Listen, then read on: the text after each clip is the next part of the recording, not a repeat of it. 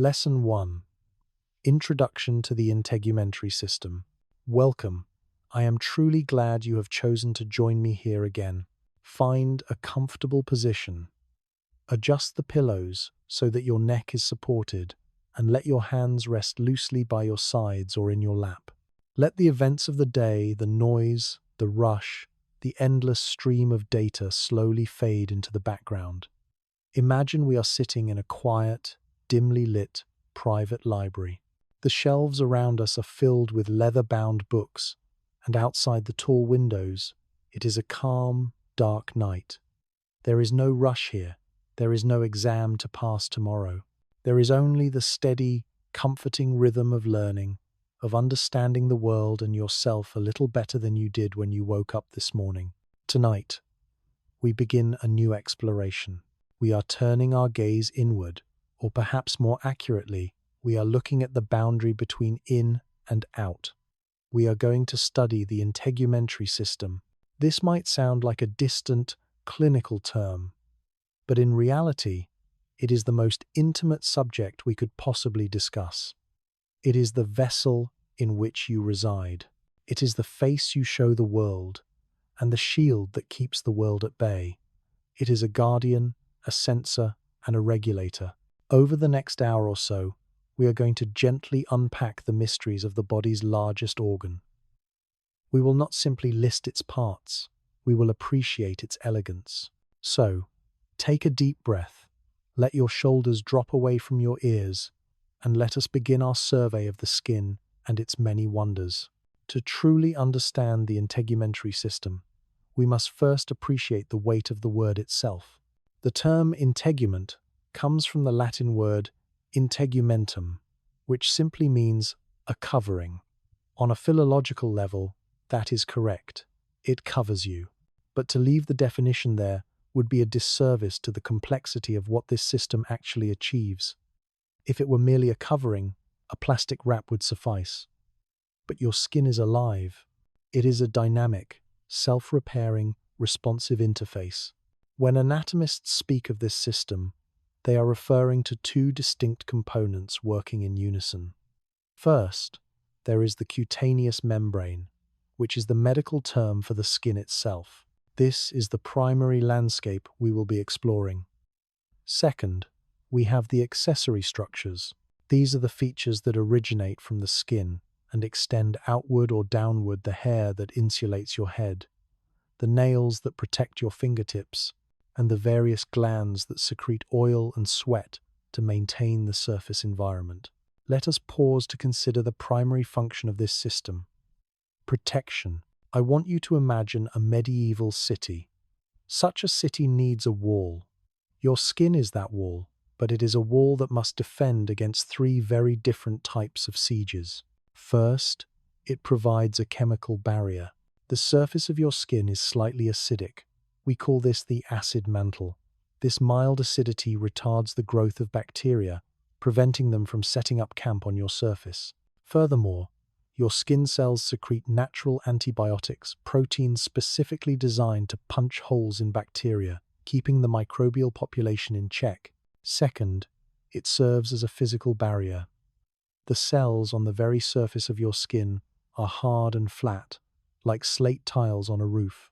They are filled with a tough protein called keratin, and they are surrounded by water-resistant glycolipids.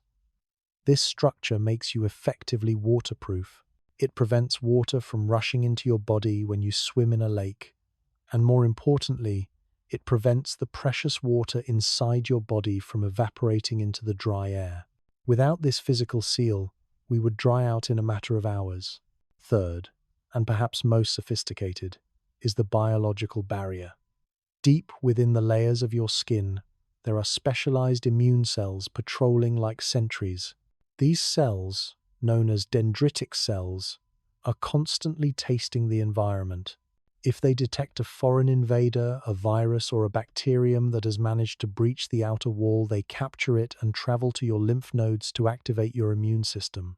It is an early warning system embedded right in the perimeter wall. Take a moment to let that idea find its place. Your skin is not just a passive wrapper, It is an active fortress with chemical moats, physical walls, and patrolling guards, all working silently right now while you rest. Now that we have established the defensive capabilities, let us look a little closer at the geography of this landscape. We need to understand the architecture. The cutaneous membrane, the skin, is not a single uniform sheet. It is composed of two distinct regions, sitting one on top of the other, joined firmly together. The outermost region is called the epidermis. The prefix epi means upon or over. This is the epithelial tissue, the part of the skin you can see and touch. It is the shield. Interestingly, the epidermis is avascular, meaning it has no blood vessels. The cells on the very surface are far removed from the blood supply deep below. They are essentially dead, hardened soldiers sacrificing themselves to protect the living tissue underneath. Below the epidermis lies the dermis. This is the bulk of your skin. It is a tough, leathery layer composed mostly of dense connective tissue. If the epidermis is the tiles on the floor, the dermis is the strong subflooring that holds everything up. This is where the life is. The dermis is vascularized. It is rich with blood vessels, nerve fibers, and lymphatic vessels. It is the logistical hub where nutrients are delivered and waste is removed. But there is a third layer we must acknowledge, even though, technically speaking, it is not part of the skin. Just below the dermis lies the hypodermis, often called the subcutaneous tissue or superficial fascia. I want you to visualize the foundation of a house. The house does not sit directly on the dirt. It sits on a concrete slab that anchors it to the earth. The hypodermis is that anchor. It consists mostly of adipose tissue fat. Now, society often speaks of body fat with disdain, but in the context of anatomy, we must speak of it with gratitude. This layer of fat serves two critical purposes. First, it is a shock absorber. It cushions your internal organs and muscles against the bumps and impacts of the physical world. Second, it is an insulator. We are warm-blooded creatures, and the hypodermis acts like a thermal blanket wrapped around our core, preventing our internal heat from escaping too easily into the cold air. Without this subcutaneous layer, we would be incredibly fragile and constantly shivering. Let's consider the sheer scale of this system. We often forget that the skin is an organ because it is spread out, rather than contained in a neat package like the heart or the liver. But if you were to flatten out the skin of an average adult, it would cover an area of about 1.2 to 2.2 square meters. That is roughly the size of a standard doorway. In terms of weight, it accounts for about 7% to 16% of your total body mass. If you weigh 150 pounds, your skin alone weighs roughly 10 to 20 pounds. It is heavy, it is substantial, and it is undeniably vital. If your mind is still following along, try visualizing this. Imagine the layers we just discussed. Picture the epidermis as a thin, protective veneer of stone. Picture the dermis beneath it as a thick, woven net of strong ropes and flowing streams. And picture the hypodermis below that as a soft, yellow cushion of comfort, layer upon layer, moving from the harsh outside world to the soft inner world. Do not worry about memorizing the names of the cells or the thickness of the tissues right now. Just let the logic of the structure wash over you. Hard on the outside, strong in the middle, soft on the inside. It is a design that makes perfect sense. As we continue our introduction, we must move beyond structure and return to function. We have discussed protection, but the integumentary system is also your primary interface for sensation. Think about how you experience the world. The smoothness of a polished stone, the rough bark of a tree, the warmth of a coffee mug, the sharp bite of a winter wind. All of these experiences are mediated by the integumentary system. The skin is embedded with millions of sensory receptors. Some are specialized to detect light touches, like a mosquito landing on your arm. Others are tuned to detect deep pressure, vibrations, or pain. Without these sensors, you would be isolated inside your own mind. You would be unable to navigate the world safely. You wouldn't know if you were gripping a glass tightly enough to hold it, or if the water in the bath was too hot to enter. The skin is the messenger that constantly whispers the state of the world to your brain. And speaking of heat, we must appreciate the role of the skin in thermoregulation. The body works very hard to maintain a core temperature of roughly 37 degrees Celsius or 98.6 degrees Fahrenheit. The skin is the radiator that makes this possible. When you are working hard or when the day is hot, your body generates excess heat. To get rid of it, the nervous system sends a signal to the blood vessels in the dermis to dilate or widen. This brings more warm blood to the surface of the skin, where the heat can radiate away into the air. At the same time, the sweat glands are activated, covering the skin in moisture that cools you as it evaporates. Conversely, when you are cold, those dermal blood vessels constrict.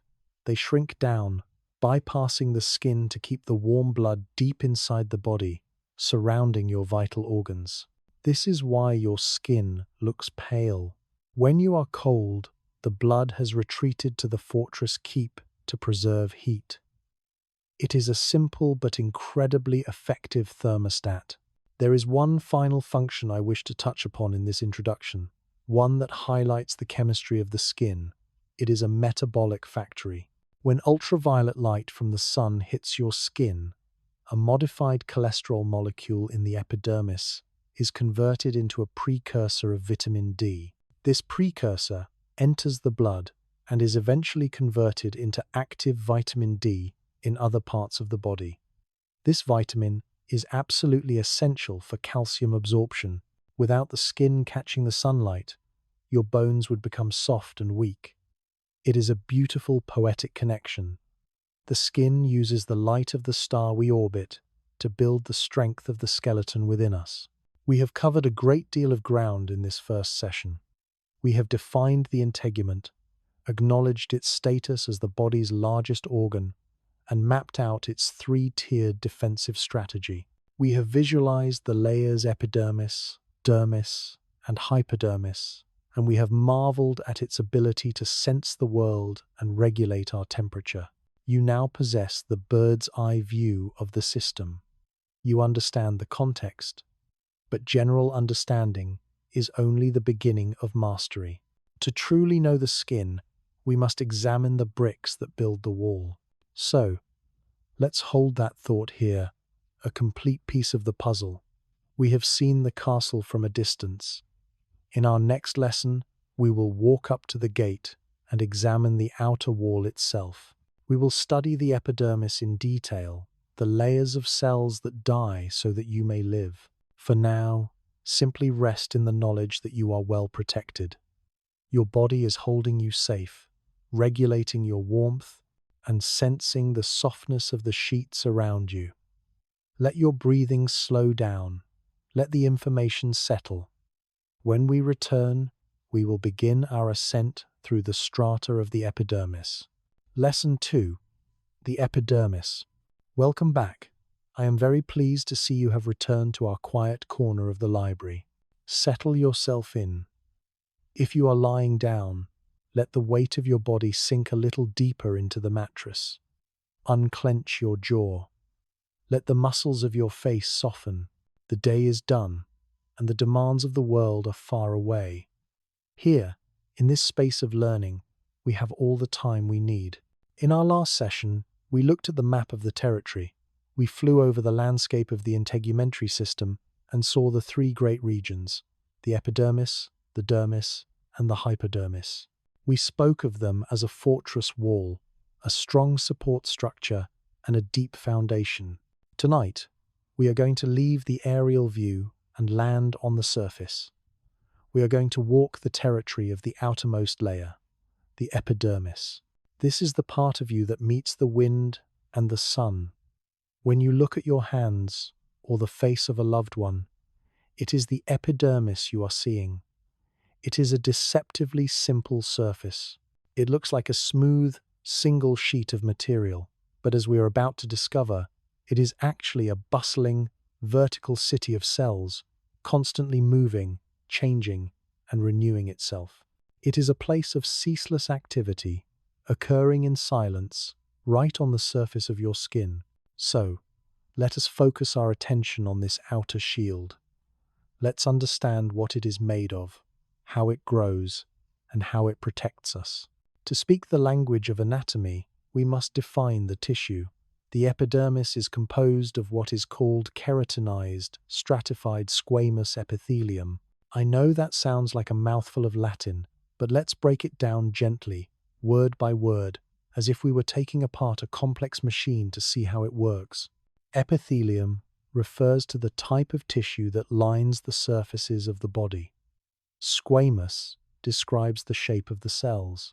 The word comes from the Latin squama, meaning scale, like the scale of a fish or a reptile. These cells are flat and thin. Stratified simply means layered. It tells us that this is not a single row of cells, but many rows stacked on top of one another, like a pile of blankets or the pages of a book. And finally, keratinized tells us the special ingredient. These cells are filled with a protein called keratin. Keratin is a remarkable substance.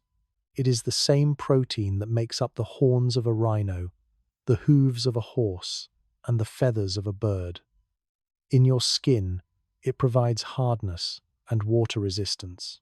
It turns soft, fragile cells into a tough, protective husk. The story of the epidermis is really the story of a single type of cell, the keratinocyte. About 90% of the cells in your epidermis are keratinocytes. Their entire purpose in life, their raison d'etre, is to produce keratin.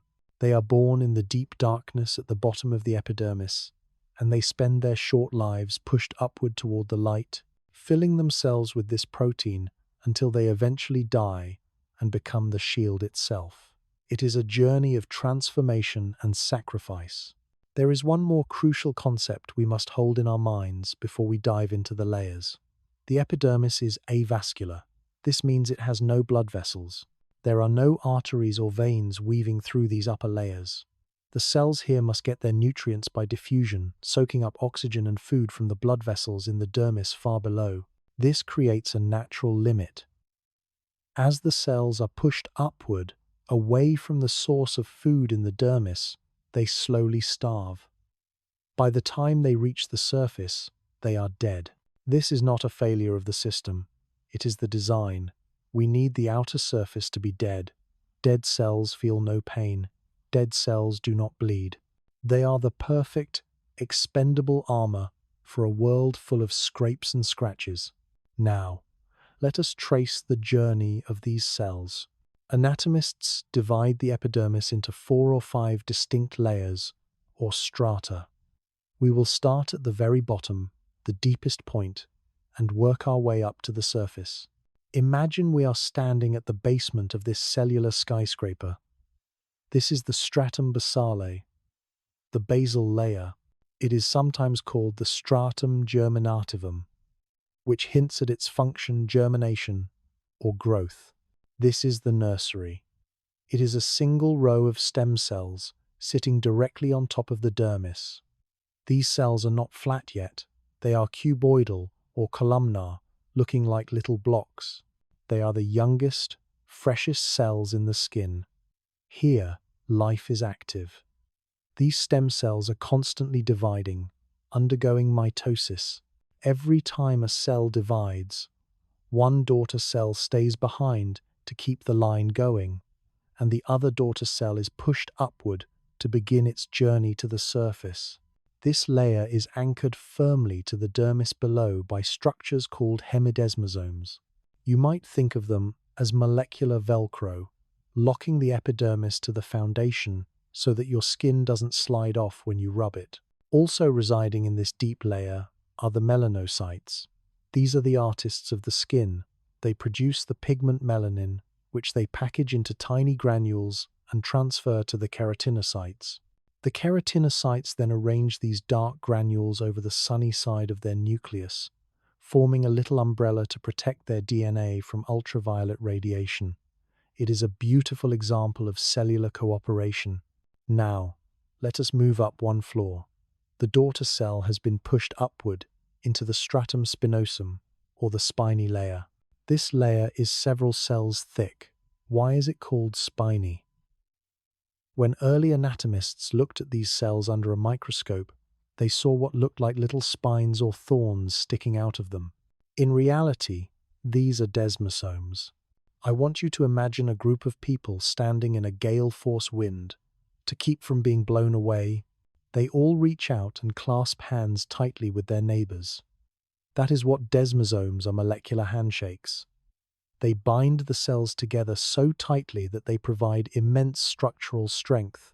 This is why your skin doesn't tear every time you stretch or pull it. The stratum spinosum is the layer of tension and strength. As we continue upward, the cells begin to change. They flatten out. They are getting further from the nutrient supply. We enter the stratum granulosum, the granular layer. This is a thin layer, perhaps only 3 to 5 cells thick, but it is a critical turning point. It is the transition zone between the living and the dead. The cells here stop dividing. They know their time is short.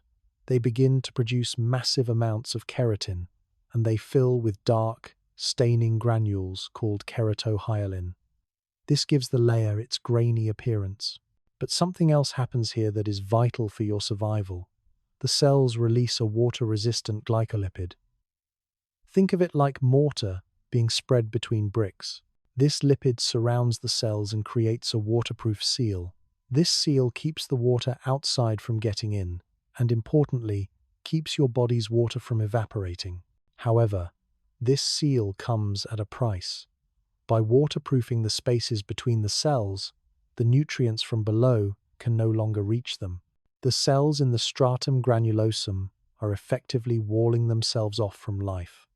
They are preparing to die so that the body may be secure.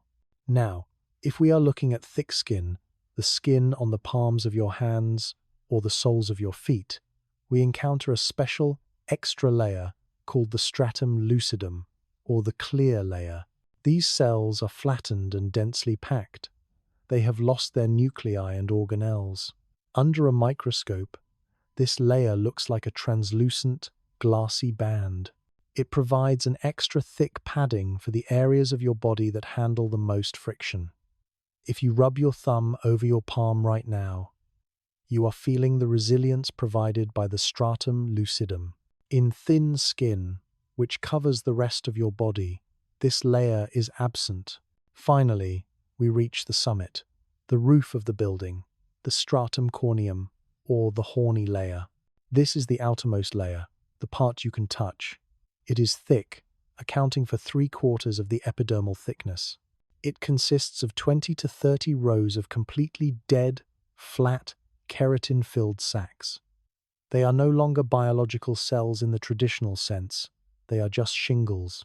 They are commonly called corneocytes. These cells have an important job. They protect you from abrasion and penetration. They are the frontline soldiers that take the brunt of the world's abuse. And because they are dead, they are constantly shedding. We call this process desquamation. The dry, dead cells on the very surface flake off. You don't see it happening, but you are constantly losing thousands of skin cells every minute. In fact, a large portion of the dust in your house is actually composed of these shed skin cells. It is a continuous cycle. The cell that was born in the stratum basal about 4 weeks ago has made the long climb, hardened into a shield, served its duty in the stratum corneum, and is now drifting away into the air, making room for the next generation rising from below. Take a moment to let that process visualize in your mind. Picture the deep stratum basale, the busy factory floor, producing new life. Picture the stratum spinosum, the cells holding hands tightly against the strain. Picture the stratum granulosum, where the cells release their waterproofing and accept their fate. And finally, the stratum corneum, the hard, protective roof. It is a slow, steady conveyor belt of protection. From the deep, wet biology of the bottom to the dry, hard armor of the top. A new skin every month without you ever having to think about it. Let your breathing align with this thought. A slow inhale, reflecting the birth of a new cell. A slow exhale, reflecting the shedding of the old. The cycle is perfect. It requires no effort from you. Now that we understand the layers, many things about our daily experience begin to make sense. Consider the callus. If you are a guitar player, or if you lift weights, you know that the skin on your fingertips or palms becomes hard and thick. This is the epidermis responding to stress. When the skin is rubbed or pressed repeatedly, the stem cells in the stratum basale increase their rate of division. They push more cells upward, thickening the stratum corneum to provide extra padding. The body is intelligent. It reinforces the areas under attack. Consider the phenomenon of the paper cut. We have all experienced that sharp, stinging pain of a slice that doesn't bleed. Why? Because the cut went through the stratum corneum and perhaps into the stratum spinosum, stimulating the nerve endings, but it did not go deep enough to reach the dermis where the blood vessels live. You breached the outer wall, but you did not penetrate the castle. And consider the concept of absorption. Because the stratum granulosum is waterproof, your skin is very good at keeping things out. Water rolls right off you. But some substances, like the drugs in a nicotine patch or a motion sickness patch, are lipid-soluble. They can dissolve through those fatty barriers and enter the bloodstream. Medicine has learned to use the specific chemistry of the epidermis to deliver healing. We should also give a brief nod to the other residents of this city. While the keratinocytes are the majority, they are not alone. We mentioned the melanocytes. There are also dendritic cells, also known as Langerhans cells. These are the immune sentries we spoke of earlier, wandering through the stratum spinosum looking for invaders. And there are tactile epithelial cells, or Merkel cells, at the very bottom, which team up with nerve endings to detect the sensation of touch. It is a diverse ecosystem, but the keratinocyte is the king. It provides the structure. We have spent this hour exploring the outer shield. We have climbed the ladder from the living, dividing base to the dead, protective surface. We have seen how the body sacrifices its own cells to create a barrier against the harsh world.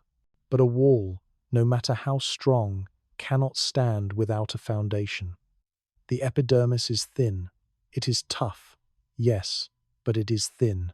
It relies entirely on the layer beneath it for its food, its oxygen, and its structural support. Beneath the basement membrane of the epidermis lies a completely different world. A world not of stacked bricks, but of woven fibers. A world of strength, elasticity, and sensory richness. This is the dermis. Let's hold our thought here, at the boundary line. We have examined the shield. In our next lesson, we will examine the strength behind the shield. We will descend into the hide of the body, where the blood flows and the nerves spark. For now, rest your thoughts. Visualize that protective layer covering you, keeping you safe and warm. When we return, we will explore the dermis. Lesson 3. The dermis. Hello again. It is wonderful to have you back in our quiet sanctuary. Take a moment to check in with yourself. Are you warm? Are you comfortable? Let the tension in your shoulders melt away, like ice turning to water. Let your breathing become slow and rhythmic, matching the quiet stillness of this room. We have left the noise of the outside world far behind. Here, there is only the gentle turning of pages and the exploration of the self. In our last session, we scaled the heights of the epidermis. We walked the ramparts of that outer shield, watching cells migrate from the deep birth layers to the hard, protective surface. We learned how the body builds a wall of keratin to keep the world at bay. Tonight, we are going to go deeper. We are leaving the cellular layers of the epidermis and descending into the dermis. If the epidermis is the outer wall of the castle, the dermis is the great hall. It is the bustling, living center of the skin. It is the hide of the human body, strong, flexible, and teeming with activity. While the epidermis was mostly a stack of cells, the dermis is a complex tapestry of fibers, vessels, and nerves.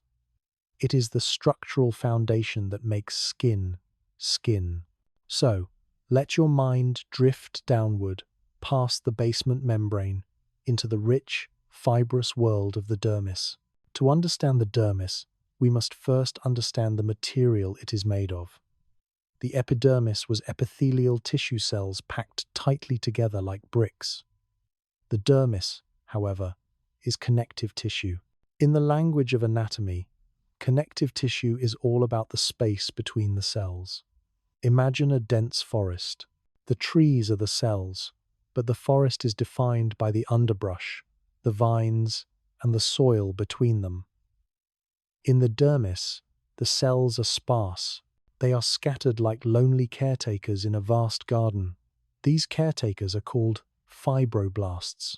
Their job is to weave the fabric of the skin, and what a fabric it is!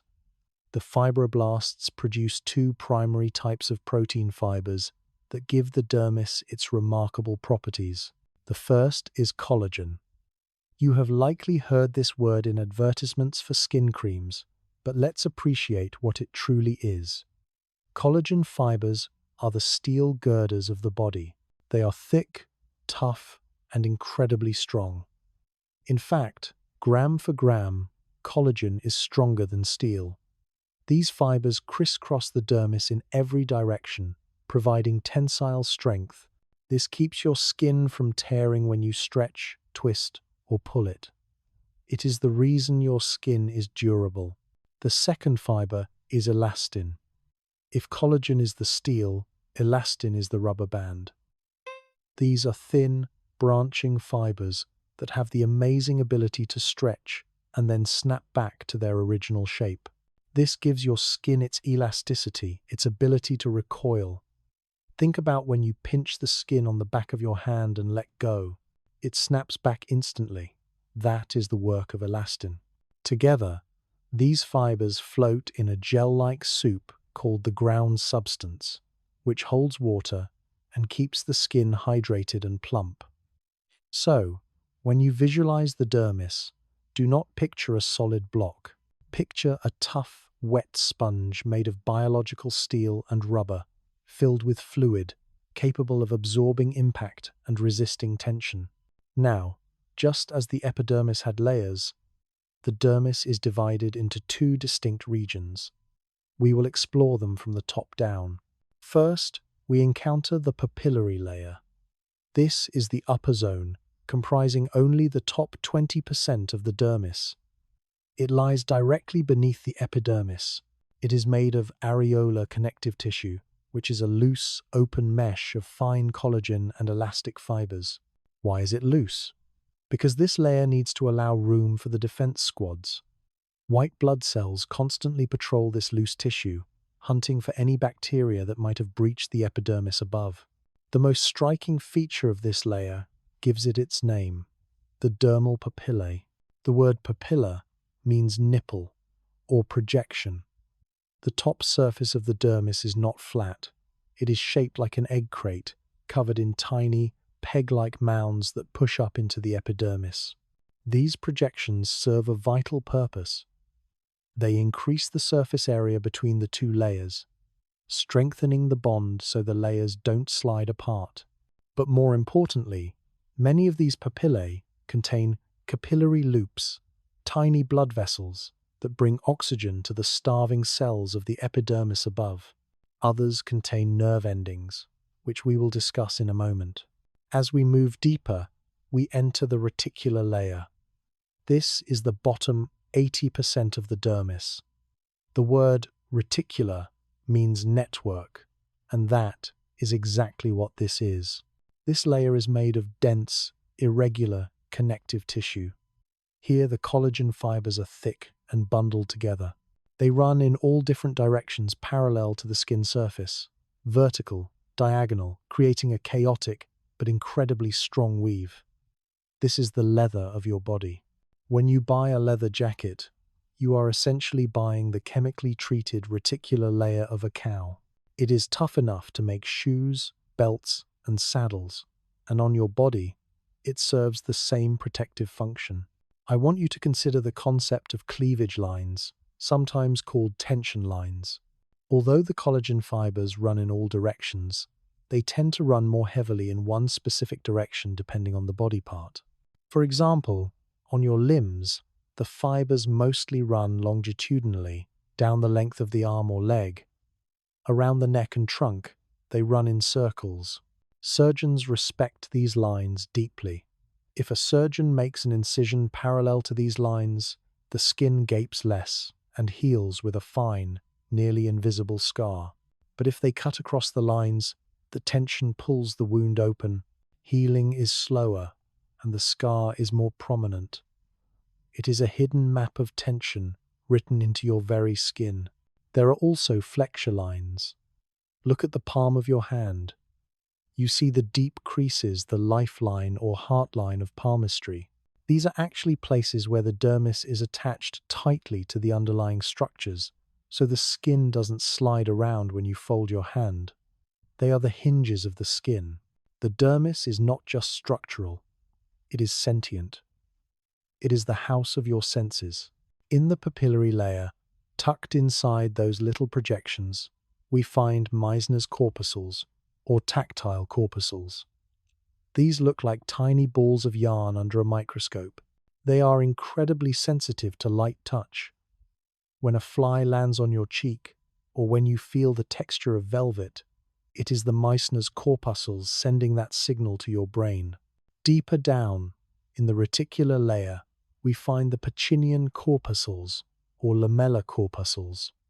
These look like onions, layer upon layer of tissue wrapped around a nerve ending. They are designed to detect deep pressure and vibration. If someone grabs your arm firmly, or if you feel the bass of loud music thumping in your chest, the Pacinian corpuscles are firing, and weaving throughout the entire dermis are free nerve endings. These simple, unencapsulated nerves are the sentinels for pain and temperature. They are the ones that shout hot or ouch. They are primitive, essential, and everywhere. Let's pause here and integrate this complex picture. If your mind is still following along, try visualizing this. Imagine the dermis as a bustling city beneath the clouds. The papillary layer is the hilly landscape at the top, soft and open, filled with small streams, the capillaries, and watchtowers, the sensory corpuscles. The reticular layer below is the dense, industrial bedrock, built of heavy steel beams, collagen, and elastic cables, holding the entire city together against the earthquakes of movement. It is a place of strength and sensitivity. You are wrapped in a living wetsuit that is tougher than denim, yet sensitive enough to feel a breeze. The anatomy of the dermis explains so many phenomena we see in everyday life. Consider fingerprints. We mentioned the dermal papillae, those little bumps pushing up into the epidermis. On the palms of your hands and the soles of your feet, these papillae are arranged in specific, patterned ridges. These are called friction ridges. Evolutionarily, they exist to help us grip wet surfaces. They act like the treads on a tire, but biologically, they are unique. The sweat pores open along the crests of these ridges, so when you touch a glass surface, you leave a tiny film of sweat in the exact pattern of your ridges. That is a fingerprint.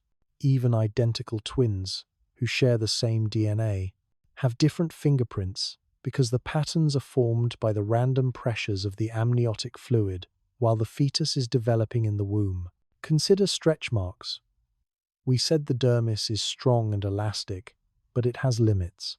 If the skin is stretched too much, too fast, during a rapid growth spurt, pregnancy, or sudden weight gain, the collagen fibers in the dermis can actually tear.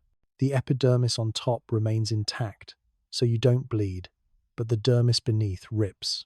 The resulting silvery white streaks, called striae, are essentially scars located underneath the surface of the skin. They are evidence of the dermis being pushed past its elastic limit.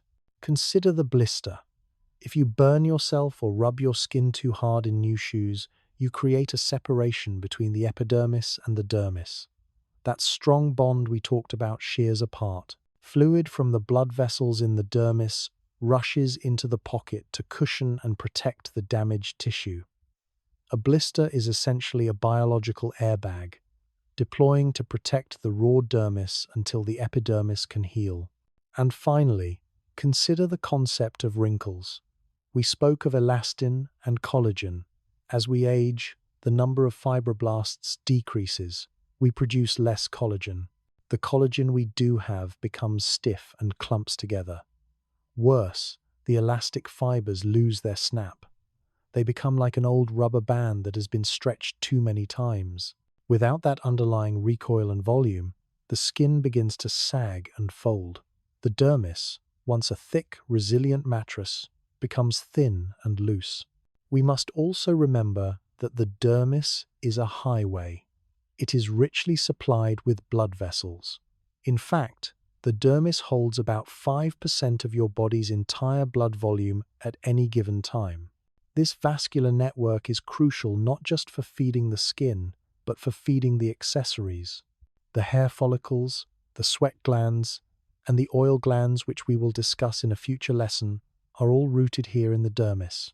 They are epidermal structures, meaning they are made of epithelial cells, but they dip down deep into the dermis to find the blood supply they need to function. The dermis is the soil in which the garden of the integument grows. It is also a lymphatic hub. The lymphatic vessels in the dermis are constantly draining away excess fluid and leaked proteins, ensuring that your skin remains taut and not swollen, unless, of course, there is inflammation. We have now mapped the structural core of the integumentary system. We have felt the strength of the collagen and the snap of the elastin. We have walked the hills of the papillary layer and the dense forests of the reticular layer. We understand that while the epidermis is the face we show the world, the dermis is the muscle that makes that face durable.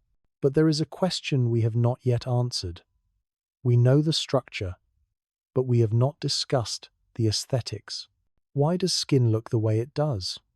Why is there such a beautiful spectrum of human skin tones, from the deepest ebony to the palest ivory? What gives our blood that red hue that blushes through the cheeks? The answer lies in chemistry. It lies in pigments. Let's hold that thought here. We have built the canvas. In our next lesson, we will pick up the paintbrushes. We will explore the biology of skin color, and we will also descend one step further to briefly visit the hypodermis, the comforting layer of fat that cradles everything we have discussed so far. For now, let the concept of the dermis rest in your mind. A strong, woven, living fabric, wrapped around you, holding you together, keeping you safe. Feel the weight of your own body, supported and secure. Rest well, and when we return, we will bring color to this canvas. Lesson 4: Skin Color and the Hypodermis. Welcome back. I am deeply grateful that you have chosen to return to this space of quiet contemplation. Take a moment to settle in. Let the heavy curtain of the outside world fall shut. Here, in the soft light of our library, there are no demands on your time. There is only the slow, steady rhythm of understanding. If you are lying down, feel the points of contact between your body and the bed. Feel the support beneath your heels, your hips, your shoulders, and your head. You are held up by gravity and comfort. Let your breath become long and slow, like a tide rolling gently onto a night shore. In our previous sessions, we have acted as architects. We built the outer wall of the epidermis, and we constructed the strong inner framework of the dermis. We have spoken of structure, of bricks and mortar, of steel beams and elastic cables. We have understood the engineering of the skin. But tonight, we shift our perspective from the engineer to the artist. Tonight, we are going to talk about aesthetics. We are going to explore the chemistry of color. We will ask why the skin looks the way it does, exploring the beautiful spectrum of human skin tones and the biology that paints them. And once we have admired the canvas, we will descend one final step to visit the foundation that lies beneath it all, the hypodermis. So, let your mind drift away from the mechanics of the day and let us explore the pigments of life. When we look at human skin, we see a vast and beautiful variety of colors, ranging from the deepest mahogany to the palest alabaster, with every shade of olive, tan, and bronze in between. It is easy to think of these differences as fundamental, but biologically, they are remarkably simple. They are merely a recipe, a blend of three specific pigments interacting with light. The first, and most significant of these pigments, is melanin. Melanin is the master paint of the integumentary system. It is a polymer made from an amino acid called tyrosine. Its color ranges from reddish yellow to brownish black. But to understand melanin, we must return to a friend we met in the epidermis, the melanocyte. Recall that these spider-shaped cells live in the deepest layer of the epidermis, the stratum basale. They are the factories. Interestingly, and this is a profound fact to hold in your mind, all humans have roughly the same relative number of melanocytes. It does not matter if your ancestors came from the equator or the Arctic Circle. You have about the same number of these pigment-producing cells as everyone else. The difference in skin color is not about the number of workers, but about the amount of work they do. In darker skin, the melanocytes are more active. They produce more melanin, and the melanin they produce is darker and lasts longer before breaking down. In lighter skin, the melanocytes are less active, the pigment is paler, and it breaks down more quickly as the cells rise to the surface. The process of pigmentation is fascinatingly cooperative. The melanocyte produces the pigment and packages it into tiny, membrane-bound spheres called melanosomes. It then sends these spheres out to the tips of its long, spider-like arms. The neighboring keratinocytes, the regular skin cells, then engulf these tips and take the pigment inside themselves. Once inside the keratinocyte, the melanin does something extraordinary. It doesn't just sit there randomly, it accumulates on the sunny side of the nucleus. It forms a microscopic pigment shield, a tiny umbrella positioned exactly between the incoming sunlight and the cell's nucleus. Why does it do this?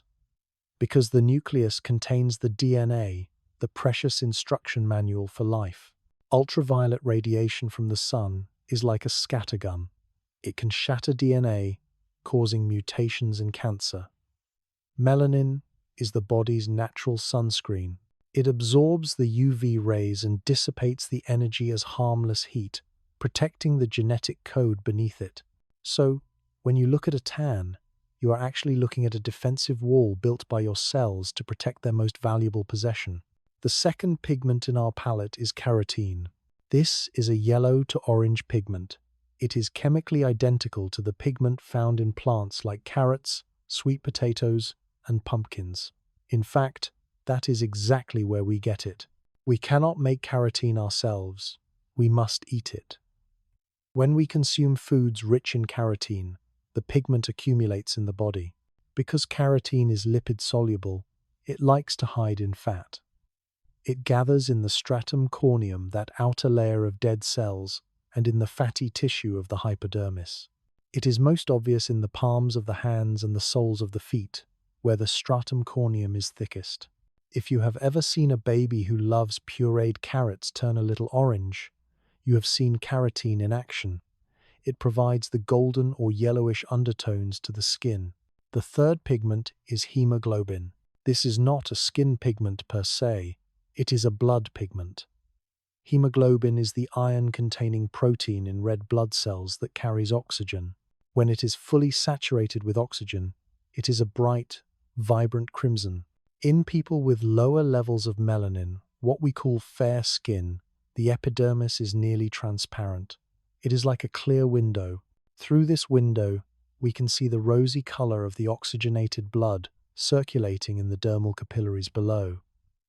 This is what gives fair skin its pinkish hue. It is the life force of the blood shining through the glass of the skin.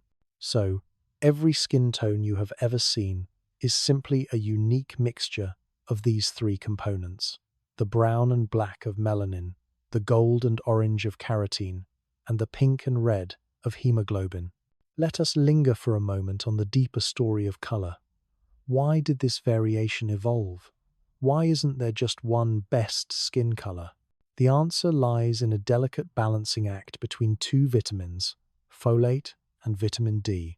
Imagine our ancient ancestors living near the equator. The sun there is fierce and constant. High levels of UV radiation are dangerous because they break down folate, a B vitamin circulating in the blood. Folate is essential for DNA synthesis and critical for healthy fetal development. To protect their folate from being destroyed by the sun, our ancestors evolved high levels of melanin. The dark skin acted as a shield, preserving the vital nutrient necessary for reproduction. But as humans migrated away from the equator toward the north and south poles, the sunlight became weaker and more seasonal. This created a new problem. We need sunlight to strike our skin to synthesize vitamin D. Vitamin D is crucial for absorbing calcium and building strong bones. In these low-light environments, dark skin blocked too much of the weak sunlight. The shield was too effective. People couldn't make enough vitamin D, and their bones became weak. So, evolution favored those with less melanin. Their lighter skin allowed the scarce sunlight to penetrate, ensuring they could produce enough vitamin D to survive the dark winters. So, you see, skin color is not a random trait. It is a geographical map of human history. It is a compromise between the need to protect folate from too much sun and the need to catch enough sun to make vitamin D. It is a beautiful example of biology adapting to the environment. Take a deep breath and let that story settle in your mind. Visualize the globe. Picture the intense sun at the center and the darker pigments rising to meet it as a shield. Picture the misty, cooler lands at the top and bottom of the world, and the lighter pigments opening up like a flower to catch the faint rays. It is a logical, elegant system. Let the simplicity of that wash over you. There is no judgment in biology, only adaptation, only the drive to survive and flourish. Now, we must leave the surface and the chemistry of color to descend to the very bottom of our journey. We are going to visit the hypodermis. In medical terms, this is also called the subcutaneous tissue or the superficial fascia. While it is not strictly part of the skin, it shares the skin's protective functions and acts as the bridge to the rest of the body. I want you to imagine a warm, soft quilt. The hypodermis is made primarily of adipose tissue, which is the anatomical term for fat. Mixed in with this fat is some areolar connective tissue, that loose, web-like material we met in the dermis. We often live in a culture that demonizes fat, but in the quiet truth of anatomy, we see it as a hero. The cells here, called adipocytes, are like tiny balloons filled with oil. They are marvels of storage and protection. First, consider insulation. You are a warm-blooded creature. Your enzymes, your muscles, and your brain all require a specific temperature to function. But the world outside is often cold. The hypodermis is the thermal blanket wrapped around your core. It prevents the heat your body generates from escaping into the air. Without this layer, you would be fighting a losing battle against the cold every minute of the day. Second, consider energy storage. Life is unpredictable. There are times of plenty and times of scarcity. The fat stored in the hypodermis is your battery pack. It is potential energy waiting to be used. It ensures that even if you miss a meal or a day of meals, your heart keeps beating and your lungs keep breathing. It is the body's insurance policy against the unknown.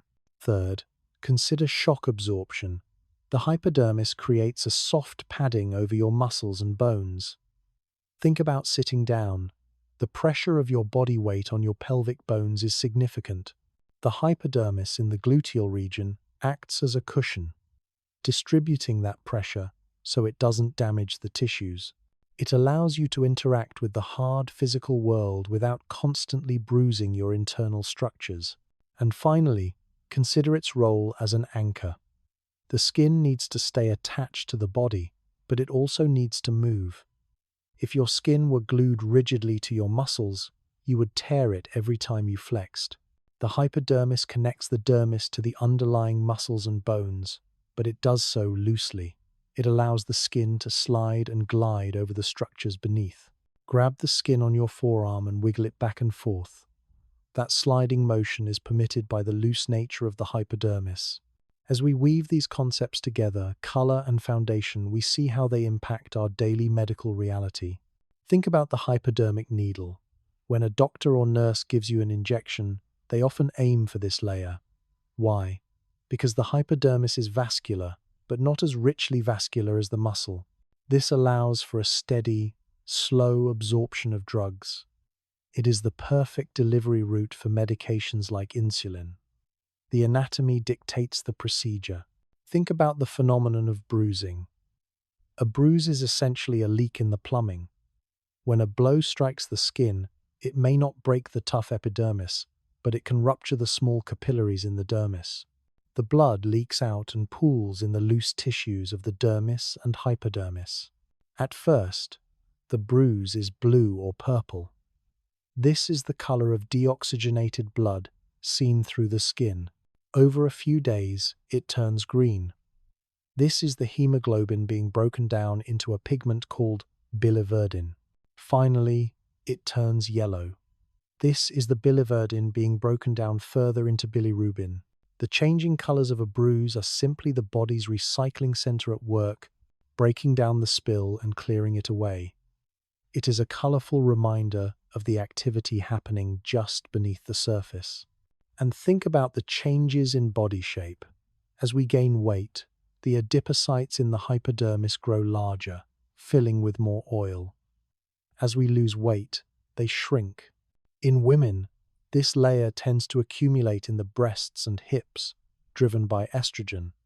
In men, it tends to accumulate in the abdomen.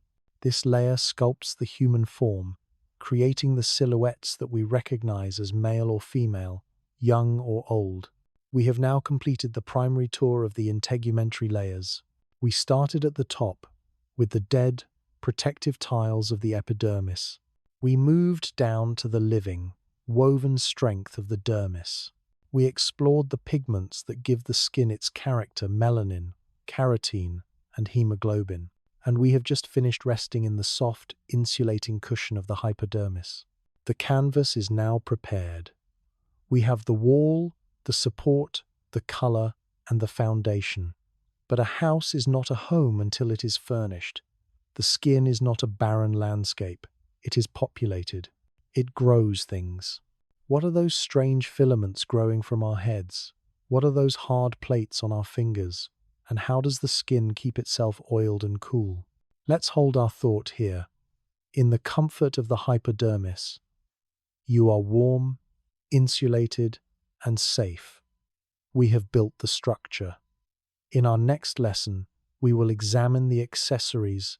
We will look at the hair, the nails, and the glands, the tools that the skin uses to interact with the world. For now, simply let gravity hold you. Feel the warmth generated by your own body, trapped by that comforting layer of subcutaneous tissue, keeping you in a perfect cocoon of sleep. You are a marvel of engineering and art. Rest well. When we return, we will look at the details. Lesson 5. accessory structures of the skin. Welcome back. It is a pleasure to have you here again. Let us return to our sanctuary. Imagine the heavy oak door of the library clicking shut behind you, sealing out the noise and the haste of the world. Here, the air is still and smells faintly of old paper and leather. The light is warm and dim. Find your place of rest. Let your body sink into the chair or the bed, surrendering to the pull of gravity. Unclench your hands. Soften your jaw.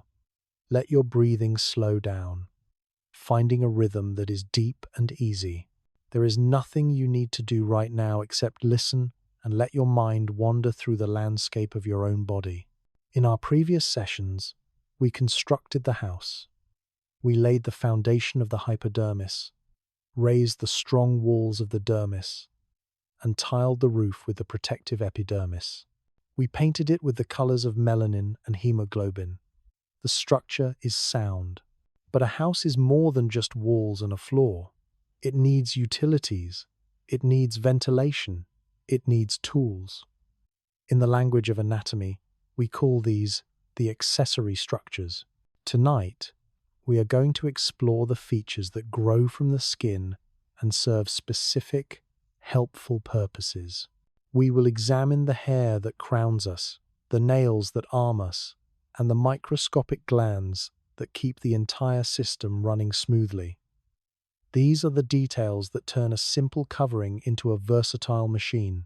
So, let us begin by looking at the most visible of these accessories, the hair. Hair is a defining characteristic of mammals. Whether it is the thick fur of a bear or the fine, barely visible fuzz on a human arm, it is all the same structure. In humans, hair is found nearly everywhere on the body, with a few notable exceptions, like the palms of the hands, the soles of the feet, and the lips. Biologically, a hair or pilus is a flexible strand of dead, keratinized cells. But unlike the soft keratin found in your skin, the keratin in your hair is hard. It is tougher and more durable, designed not to flake off but to endure. Let's trace a single hair from its origin.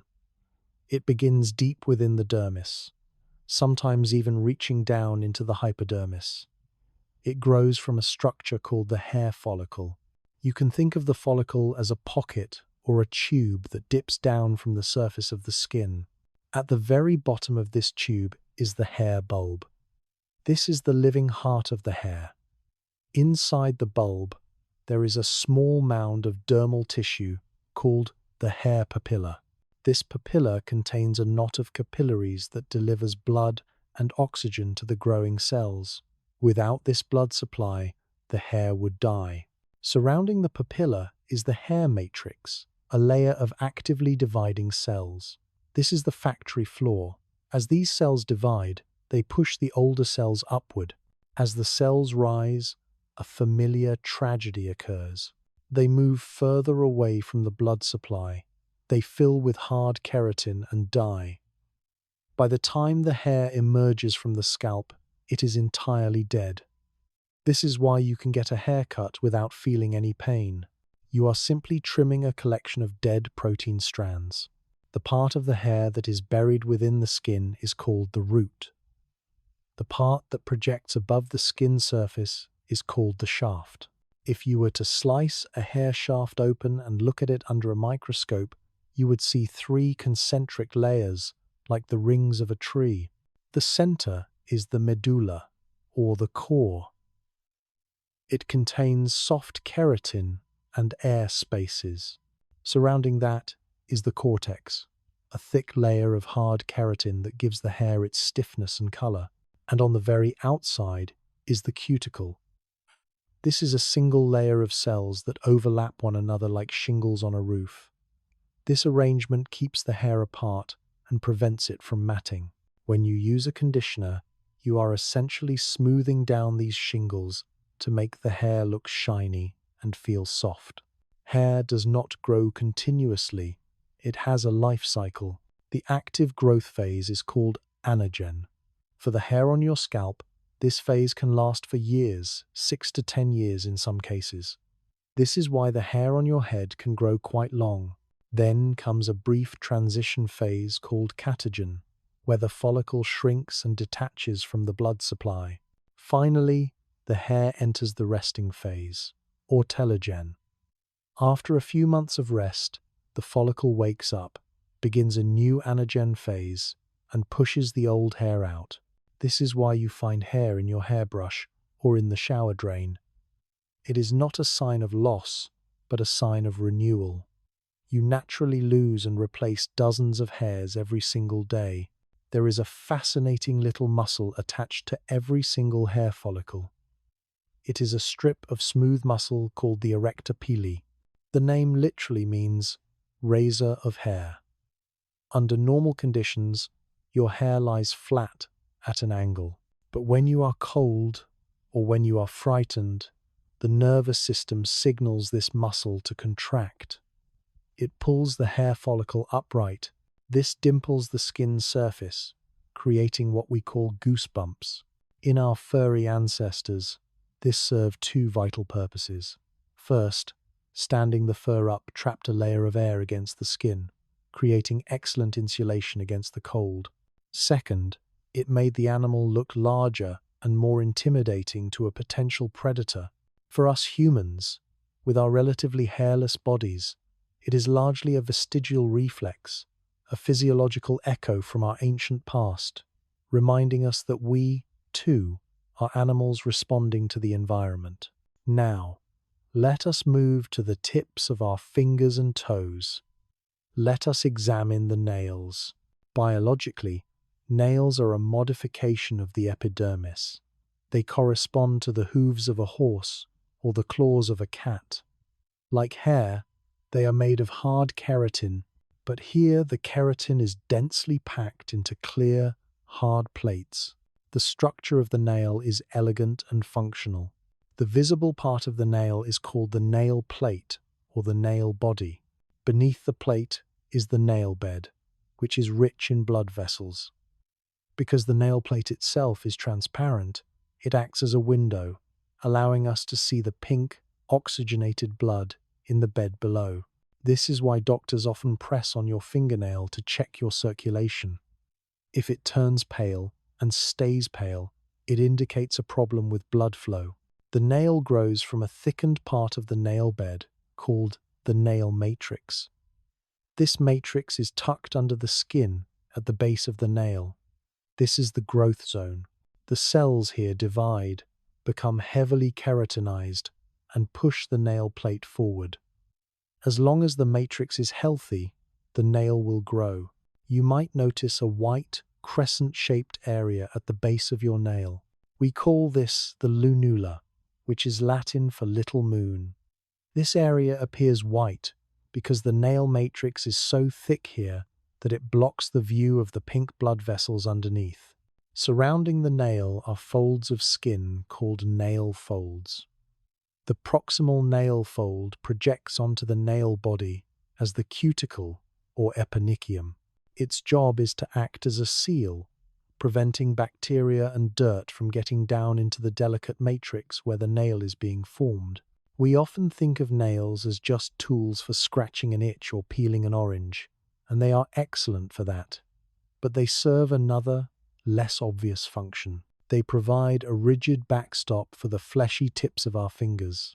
When you touch something, the soft pad of your finger is pressed against the hard nail.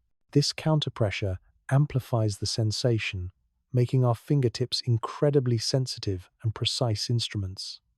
Without nails, our sense of touch would be mushier and less distinct. We have covered the hard structures. Now let us look at the chemical factories. Embedded in the dermis are millions of tiny glands that release fluids onto the skin's surface.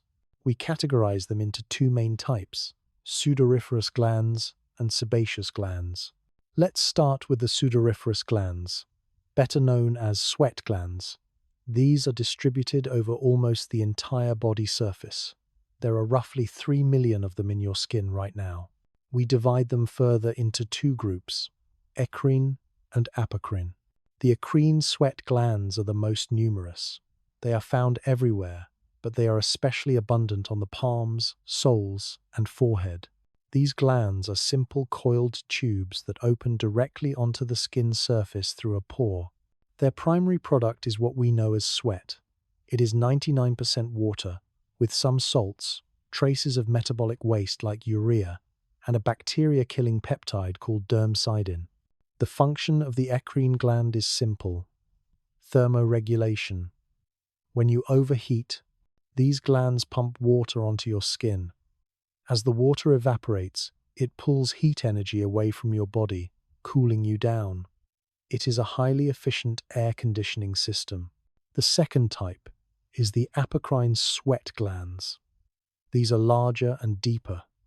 They are found mainly in the axillary, armpit, and anogenital areas. Unlike eccrine glands, which open to the surface, apocrine glands empty their ducts into hair follicles. Their secretion is different, too. It is viscous and milky, containing fatty substances and proteins. Here is a surprising fact.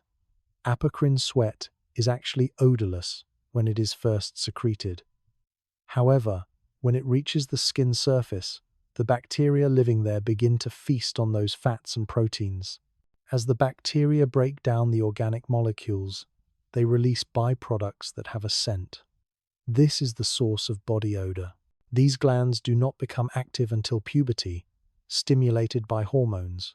Their exact function in humans is not fully understood, but they are believed to be the equivalent of the sexual scent glands found in other animals, perhaps playing a subtle role in attraction and pheromone signaling. Now, let us turn to the sebaceous glands, or oil glands. These glands are found all over the body except for the thick skin of the palms and soles. They are branched, alveolar glands that usually open into a hair follicle. They produce an oily substance called sebum. Sebum is vital. It is a natural skin cream. It softens and lubricates the hair and skin, preventing them from becoming brittle and cracking. It also slows water loss from the skin surface. But perhaps most importantly, sebum is bactericidal. It kills bacteria. The way these glands work is rather dramatic. They are holocrine glands. This means that the cells inside the gland accumulate the oily lipids until they become so full that they burst. The secretion is literally the ruptured fragments of the cells themselves. The cell dies to release its treasure. As we integrate this knowledge, we can see how these accessories affect our daily lives and health. Consider acne. This is essentially an inflammation of the sebaceous glands. If a gland becomes blocked by accumulated sebum and dead skin cells, it creates a perfect breeding ground for bacteria. The immune system attacks the bacteria, causing inflammation, redness, and the formation of a whitehead or pimple. It is a traffic jam in the hair follicle. Consider the condition of your nails. Doctors often look at nails as a diagnostic window. Yellow, thickened nails might indicate a fungal infection. Spoon-shaped nails, curving outward, can be a sign of iron deficiency, anemia. Horizontal lines across the nail, known as Bowes lines, can indicate that the matrix temporarily stopped growing due to a severe illness or malnutrition. The history of your health is written in the keratin of your hands. And think about burn victims. If a person suffers a severe burn that destroys the epidermis, how does the skin heal? If the burn is not too deep, the new skin cells often regenerate from the surviving epithelial cells deep inside the hair follicles and sweat glands. These accessories, buried safely in the dermis, act as seeds from which the new surface can sprout. We have now furnished the house. We have examined the hair, the insulated crown that warms us and senses the slightest touch. We have examined the nails, the hard tools that allow us to manipulate the world. We have examined the glands, the cooling system of sweat, and the lubricating system of oil. You now possess a complete picture of the anatomy. You know the layers, the colors, and the accessories. You understand the what and the where. But anatomy is only half the story. The other half is physiology, the how. How does this machine actually work in real time? How does it manage the delicate balance of body temperature when you run a marathon or jump into a cold lake? And perhaps most miraculously, how does it rebuild itself when the fortress is breached? We have alluded to healing, but we have not watched it happen. In our next and final lesson of the core curriculum, we will turn our attention to physiology and repair. We will watch the body perform its most important magic trick, stitching itself back together. For now, let your mind rest on these details. Visualize the hair on your head, the nails on your fingers, the quiet work of the glands keeping your skin soft. Everything is working exactly as it should. The system is vigilant, so you can be at peace. Sleep well, and when we return, we will witness the miracle of repair. Lesson 6: Skin Physiology and Repair. Welcome back. I am deeply honored that you have stayed with me until the end of this journey. Let us find our place in the library one last time for this course. The room is exactly as we left it: warm, quiet, and safe.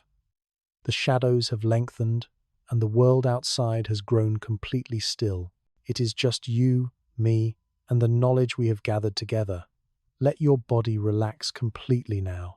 Release the tension in your hands, your feet, your brow. Let the support of the bed rise up to meet you. You are here to learn, but also to rest. There is no contradiction between the two. The mind absorbs best when the body is at peace. In our previous 5 lessons, we acted as cartographers and architects. We mapped the territories of the epidermis and dermis. We explored the deep caverns of the hair follicles and the chemical factories of the glands. We studied the pigments that paint the surface. We have answered the question of, what is it?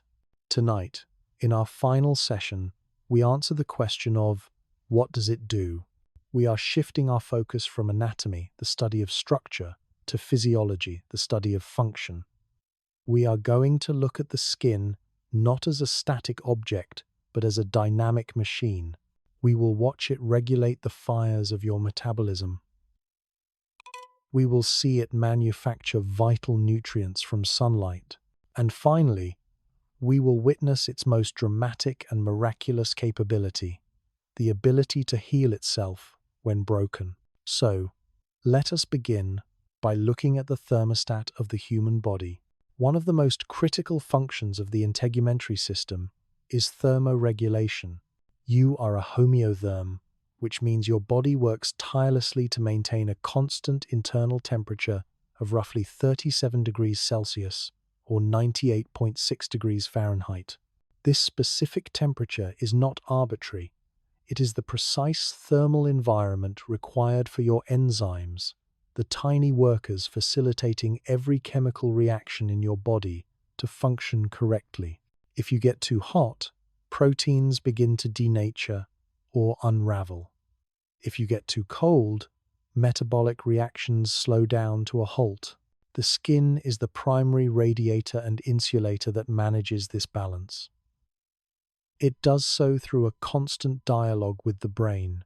Imagine for a moment that you are exerting yourself, perhaps running or working in a hot garden. Your muscles are generating massive amounts of heat as a byproduct of movement. Your core temperature begins to rise. The thermostat in your brain, specifically in the hypothalamus, detects this shift and sends an urgent message to the skin. The skin responds with 2 mechanisms. First, we have dermal vasodilation. The nervous system signals the smooth muscles in the walls of the dermal blood vessels to relax. This causes the vessels to widen or dilate. Blood, which carries the heat from your core, floods into these widened vessels, rushing toward the surface of the skin. This is why you turn red or flush when you are hot. You are literally moving your hot blood to the surface so that the heat can radiate away into the cooler air, much like a car radiator cools the engine fluid. Simultaneously, the brain activates the sweat glands. As we discussed in the previous lesson, the eccrine glands begin to pump water and salts onto the surface of the skin. As this water evaporates, it undergoes a phase change from liquid to gas. This physical process requires energy, and it pulls that energy in the form of heat directly out of your skin. It is an incredibly efficient cooling system. Now, imagine the opposite scenario. You are standing outside on a bitter, snowy night. Your core temperature begins to drop. The hypothalamus senses the danger and signals the skin to switch modes. The blood vessels now undergo vasoconstriction. The muscular walls of the vessels clamp down, narrowing the channel. This restricts blood flow to the skin, keeping the warm blood deep inside the body to protect the vital organs, the heart, the lungs, and the brain. Your skin becomes pale and cold to the touch because the body has decided to sacrifice the comfort of the shell to preserve the life of the core. The fatty layer of the hypodermis acts as a thermal blanket, trapping whatever heat remains. It is a ceaseless dance of opening and closing, flooding and retreating, sweating and conserving, and it happens automatically every moment of your life, keeping you in the narrow window of survival. While the skin is managing your temperature, it is also acting as a chemical laboratory. We must speak of vitamin D synthesis.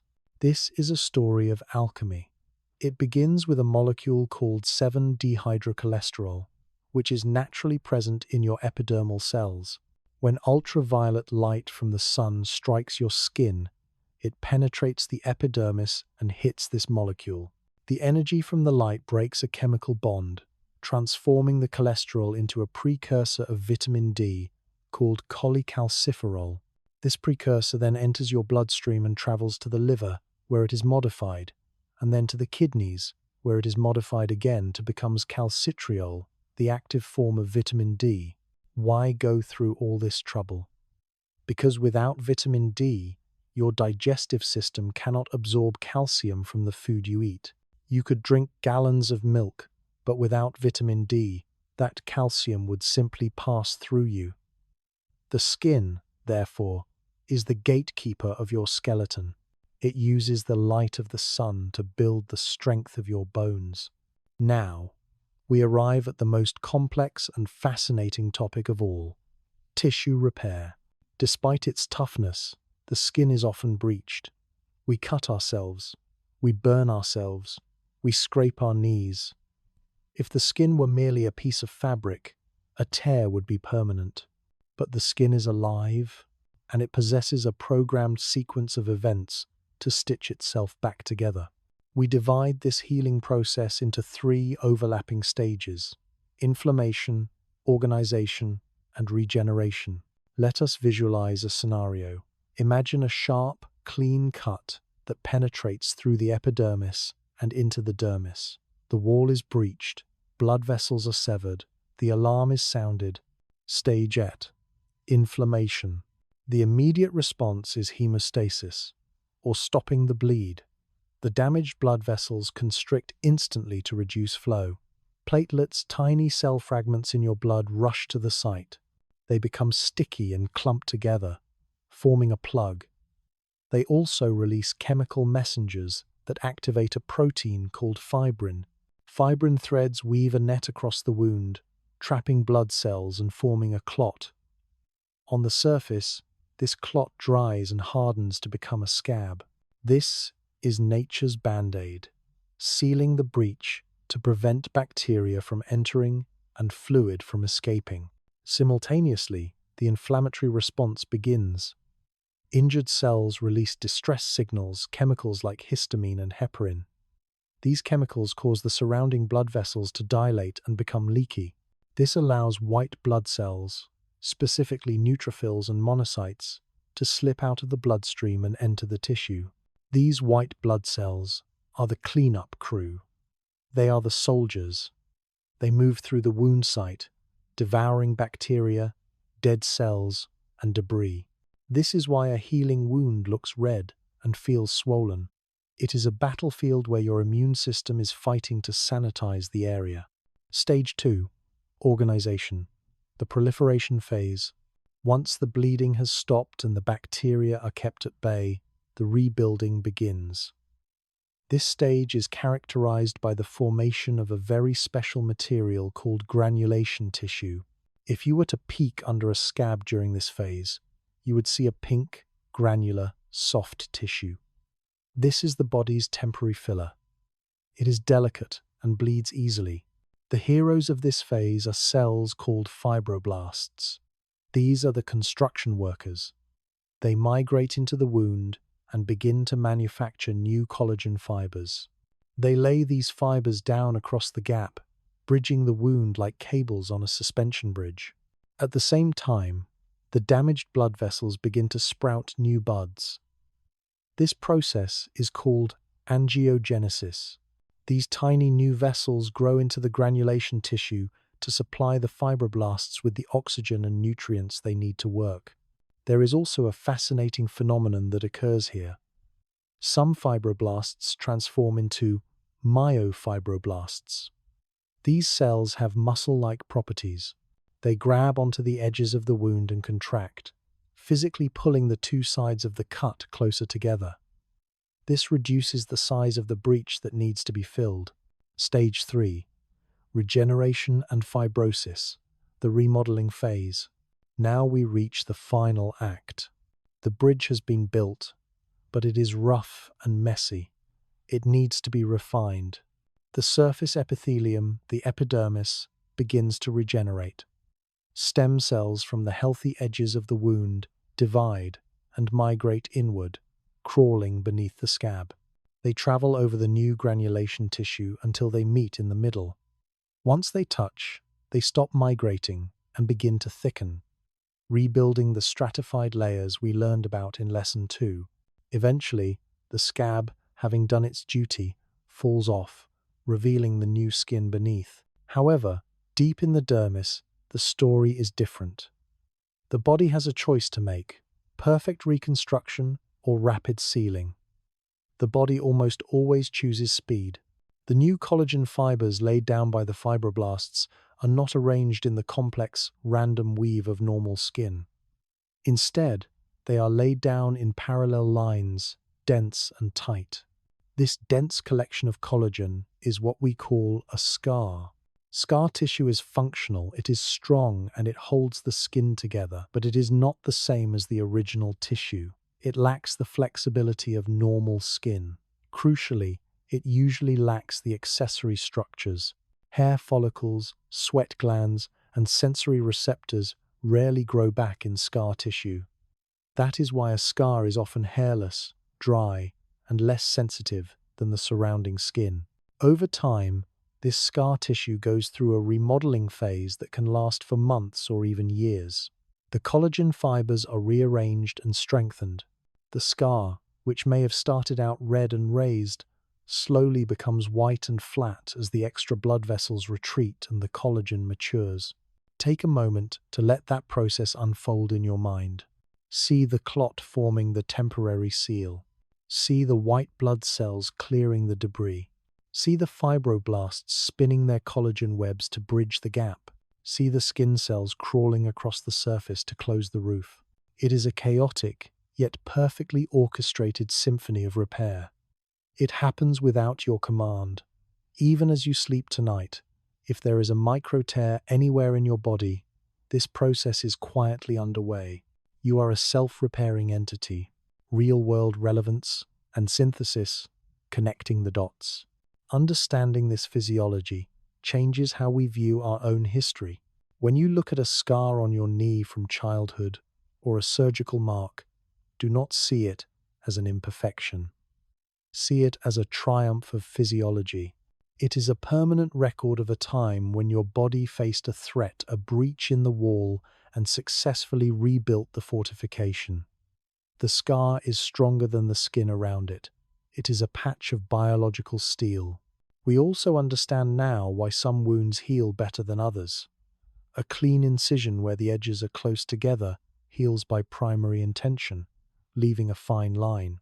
A gaping wound where the edges are far apart must heal by secondary intention, requiring more granulation tissue and leaving a larger scar. This is why stitches are so valuable. They mechanically bring the edges together, doing the work for the fibroblasts so they can build a smaller bridge. And we appreciate the limitations. We know that if the damage goes too deep, destroying the stem cells in the hair follicles and glands, the skin loses its ability to regenerate perfectly. This is the challenge of severe burns. The body can only do so much with the resources it has. We have now reached the end of our curriculum. Together, we have journeyed through the landscape of the integumentary system. We started with the introduction, realizing that the skin is a heavy, vital organ. We climbed the layers of the epidermis, watching cells die to create a shield. We descended into the dermis, feeling the strength of collagen and the spark of nerves. We explored the hypodermis, the soft foundation that warms us. We examined the accessories, the hair and nails that give us tools and protection. And finally, tonight, we watched the system in action, regulating heat, creating vitamins, and healing wounds. You now possess a deep, foundational understanding of the vessel you inhabit. You know that you are not just a mind floating in space, but a mind anchored in a complex, resilient, and beautiful biological machine. The skin is the boundary between you and the universe. It allows you to touch the world, and it keeps the world from overwhelming you. It is your oldest friend and your most faithful guardian. As you drift off to sleep now, let your awareness settle on that boundary. Feel the cool air on your face, the warmth of the blankets on your shoulders. Know that your sensors are watching, your thermostat is adjusting, and your cells are repairing. You are safe. The system is working. Rest well, and may your knowledge bring you peace. Good night. Lesson 7. Diagnostic Skin Signs. Welcome back to our sanctuary of learning. It is wonderful to see you here again. Let us find our familiar places in the quiet, dim library. By now, I hope this space feels like a second home to you. The high shelves, the smell of parchment, the absolute stillness of the air, it is all here to support you.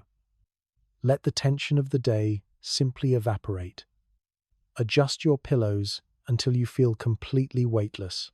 Unclench your hands, soften your gaze, and let your breathing drift into a slow, steady rhythm. There is nowhere else you need to be.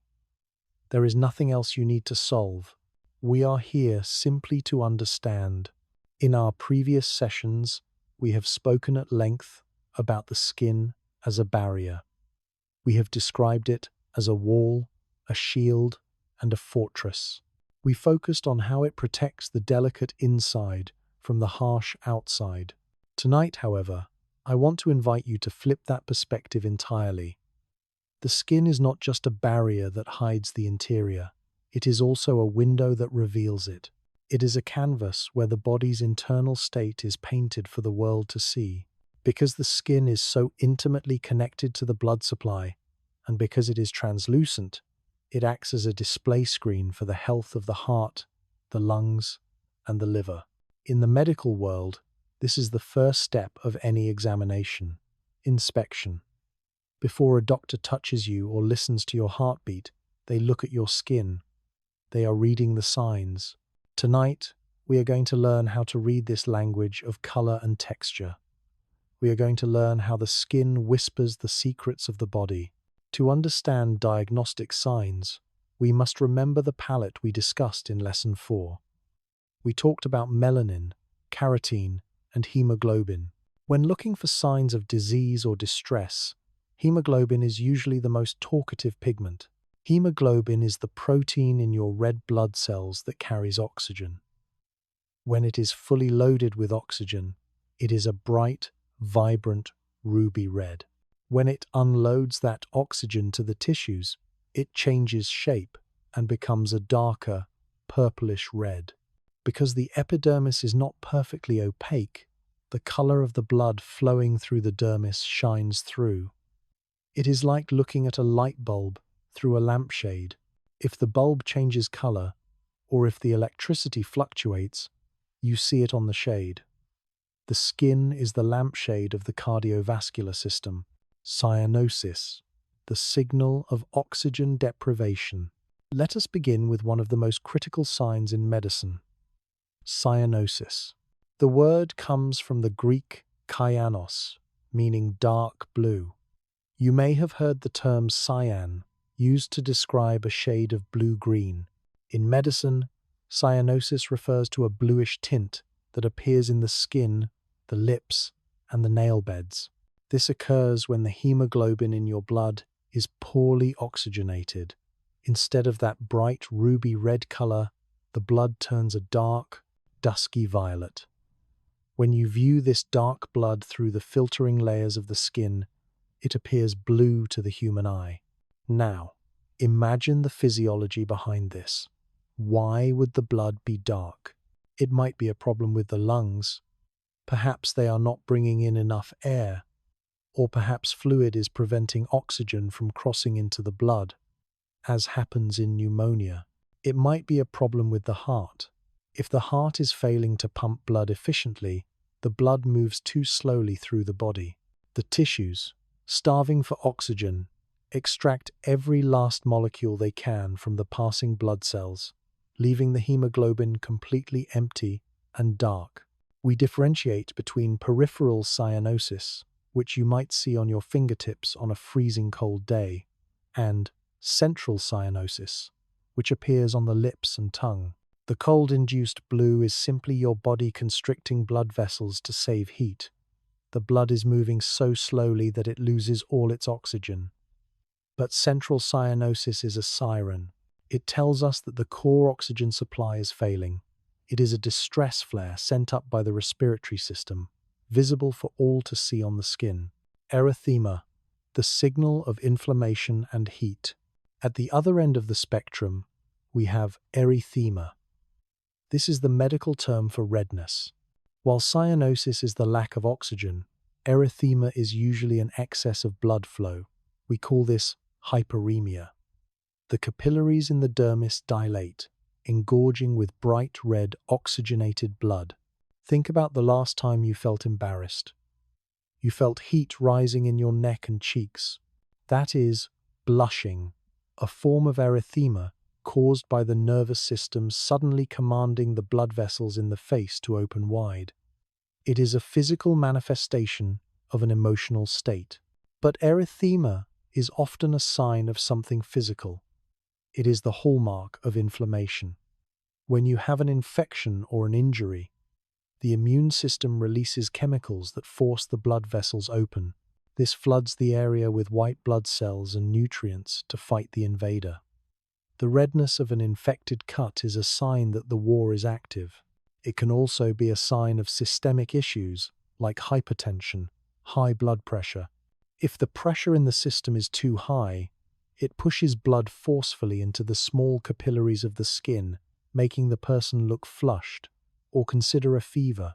When your body is too hot, it pushes blood to the surface to radiate heat away, turning the skin red. So, when we see red, we think of heat, infection, high pressure, or strong emotion. It is the color of high energy and active response, pallor, the signal of withdrawal.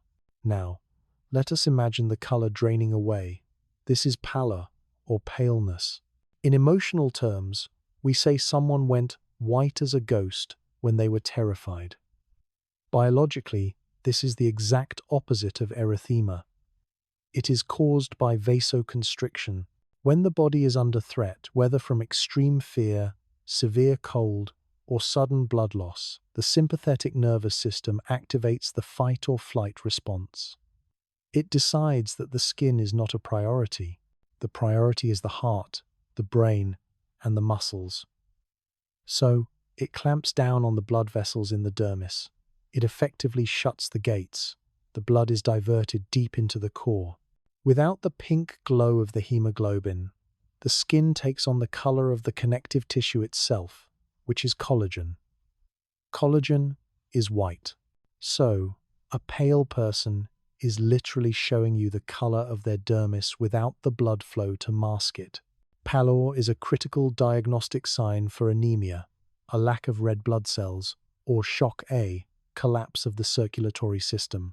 It is the sign of a body that is conserving its resources, retreating into the fortress to survive. Jaundice, the signal of metabolic backup. Let us move away from the red, blue, white spectrum of blood and discuss a different pigment entirely. Let us talk about jaundice, or the yellowing of the skin and the whites of the eyes, the sclera. Jaundice is not about blood flow, it is about waste management. Red blood cells do not live forever. They circulate for about 120 days, and then they become old and fragile. The spleen breaks them down. One of the byproducts of this breakdown is a yellow pigment called bilirubin. Under normal circumstances, the liver collects this bilirubin from the blood and excretes it into the intestines as part of bile. This is actually what gives our waste its brown color. It is a smooth, continuous disposal system. But what happens if the liver is sick? If a person has hepatitis, cirrhosis, or a blocked bile duct, the liver cannot keep up with the work. It cannot process the bilirubin fast enough. The yellow pigment begins to back up. It accumulates in the blood, and eventually it is deposited in the tissues of the body, including the skin. So, when a doctor sees a yellow cast to the skin, they immediately look past the skin. They are visualizing the liver. They know that the recycling plant is backed up. It is a profound example of how the exterior reflects the interior. The bruise, a story of recycling. Now, I want you to visualize a bruise. The medical term is a hematoma. A bruise is a very specific type of diagnostic sign. It represents a containment failure on a small scale. It happens when an impact ruptures the tiny capillaries in the dermis, but does not break the epidermis. The blood leaks out of the vessels and pools in the surrounding tissue. Because the blood is no longer circulating, it becomes trapped. It creates a dark, swollen mark. We have all had them. But have you ever watched the timeline of a bruise? It is a beautiful display of biochemistry. At first, the bruise is blue or purple. This is the color of the deoxygenated blood pooling in the tissue. After a few days, it may turn green. Why? Because the immune system has arrived to clean up the mess. The breakdown of the heme, the iron part of the blood, produces a green pigment called biliverdin. A few days later, it turns yellow. This is the biliverdin being converted into bilirubin, the same pigment we just discussed in jaundice. Finally, the yellow fades as the bilirubin is cleared away by the liver. So, a bruise is not just a mark of injury, it is a clock. By looking at the colors, a forensic pathologist or a doctor can estimate how long ago the injury occurred. They are watching the body recycle its own spilled resources in real time. Texture and turgor, the tactile diagnosis. We have spoken much of color, but diagnostics is also about touch. The texture and resilience of the skin tell their own stories. Let us discuss turgor. This refers to the elasticity and hydration of the skin. A doctor might gently pinch the skin on the back of your hand or over your sternum and then release it. In a healthy, hydrated person, the skin snaps back instantly. This is good turgor, but if you are severely dehydrated, the water content in the dermis drops. The ground substance, that gel-like fluid we talked about in Lesson 3, dries up. When the skin is pinched, it stays tented. It stands up in a ridge and takes seconds to slowly dissolve back down. This tenting is a physical alarm bell ringing for water. Conversely, we might see edema or swelling. This is when there is too much fluid in the tissues. The skin looks shiny, tight, and stretched. If you press your thumb into a swollen ankle and it leaves a pit or an indentation that stays there for a minute, we call this pitting edema. It tells us that the heart or kidneys are struggling to manage the fluid balance of the body. The skin is acting as an overflow reservoir. As we weave these signs together, you begin to see the elegance of the physical examination. Imagine a doctor walking into a room. Before you say a word, they are processing data. They see a pink glow, good circulation. They see a slight blue tint to the lips, oxygen trouble. They see a yellow cast to the eyes, liver check needed. They see dry, tenting skin, dehydration. This is not magic, it is anatomy. It is the understanding that the integumentary system is not an isolated wrapper. It is fully integrated with the cardiovascular system, the respiratory system, the hepatic system, and the nervous system. When one of those deep systems hums a different tune, the skin vibrates with it. For you, as the owner of this body, this knowledge is empowering. It allows you to listen to your own vessel. It teaches you that a change in your skin is rarely just skin deep. It is usually a message. We have now learned how to read the healthy, or at least the functioning, body. We know how it signals distress through color and texture. We have learned the language of the skin. But sometimes, the story the skin tells is not about a systemic issue, but about a local failure. Sometimes, the skin itself is the victim. What happens when the defense is overwhelmed? What happens when the sun that builds our bones also burns our cells? What happens when the orderly growth of cells turns chaotic? We must now turn our attention to the topic of pathology. It is a heavier subject, but we will approach it with the same calm curiosity. We will discuss burns, and we will discuss cancer. We will not do this to frighten ourselves, but to understand the limits of our biology and the importance of protection. So, let us rest here for a moment. Let the colors of the body, the red, the blue, the yellow, the white, fade from your mind's eye. Return to the neutral, comforting dark of the library. You are safe. Your circulation is flowing. Your skin is protecting you. When we return, we will gently open the book on pathology. Rest well. Lesson 8. Pathology of the skin. Welcome back. Let us settle once more into the comfort of our library. The fire in the hearth has burned down to glowing embers, casting a soft, warm light across the room. The silence here is a protective cloak. Pull it around you. Let your body sink deeply into the cushions. Release the tension in your jaw. Let your shoulders fall away from your ears, and allow your hands to rest open and loose. You are safe here.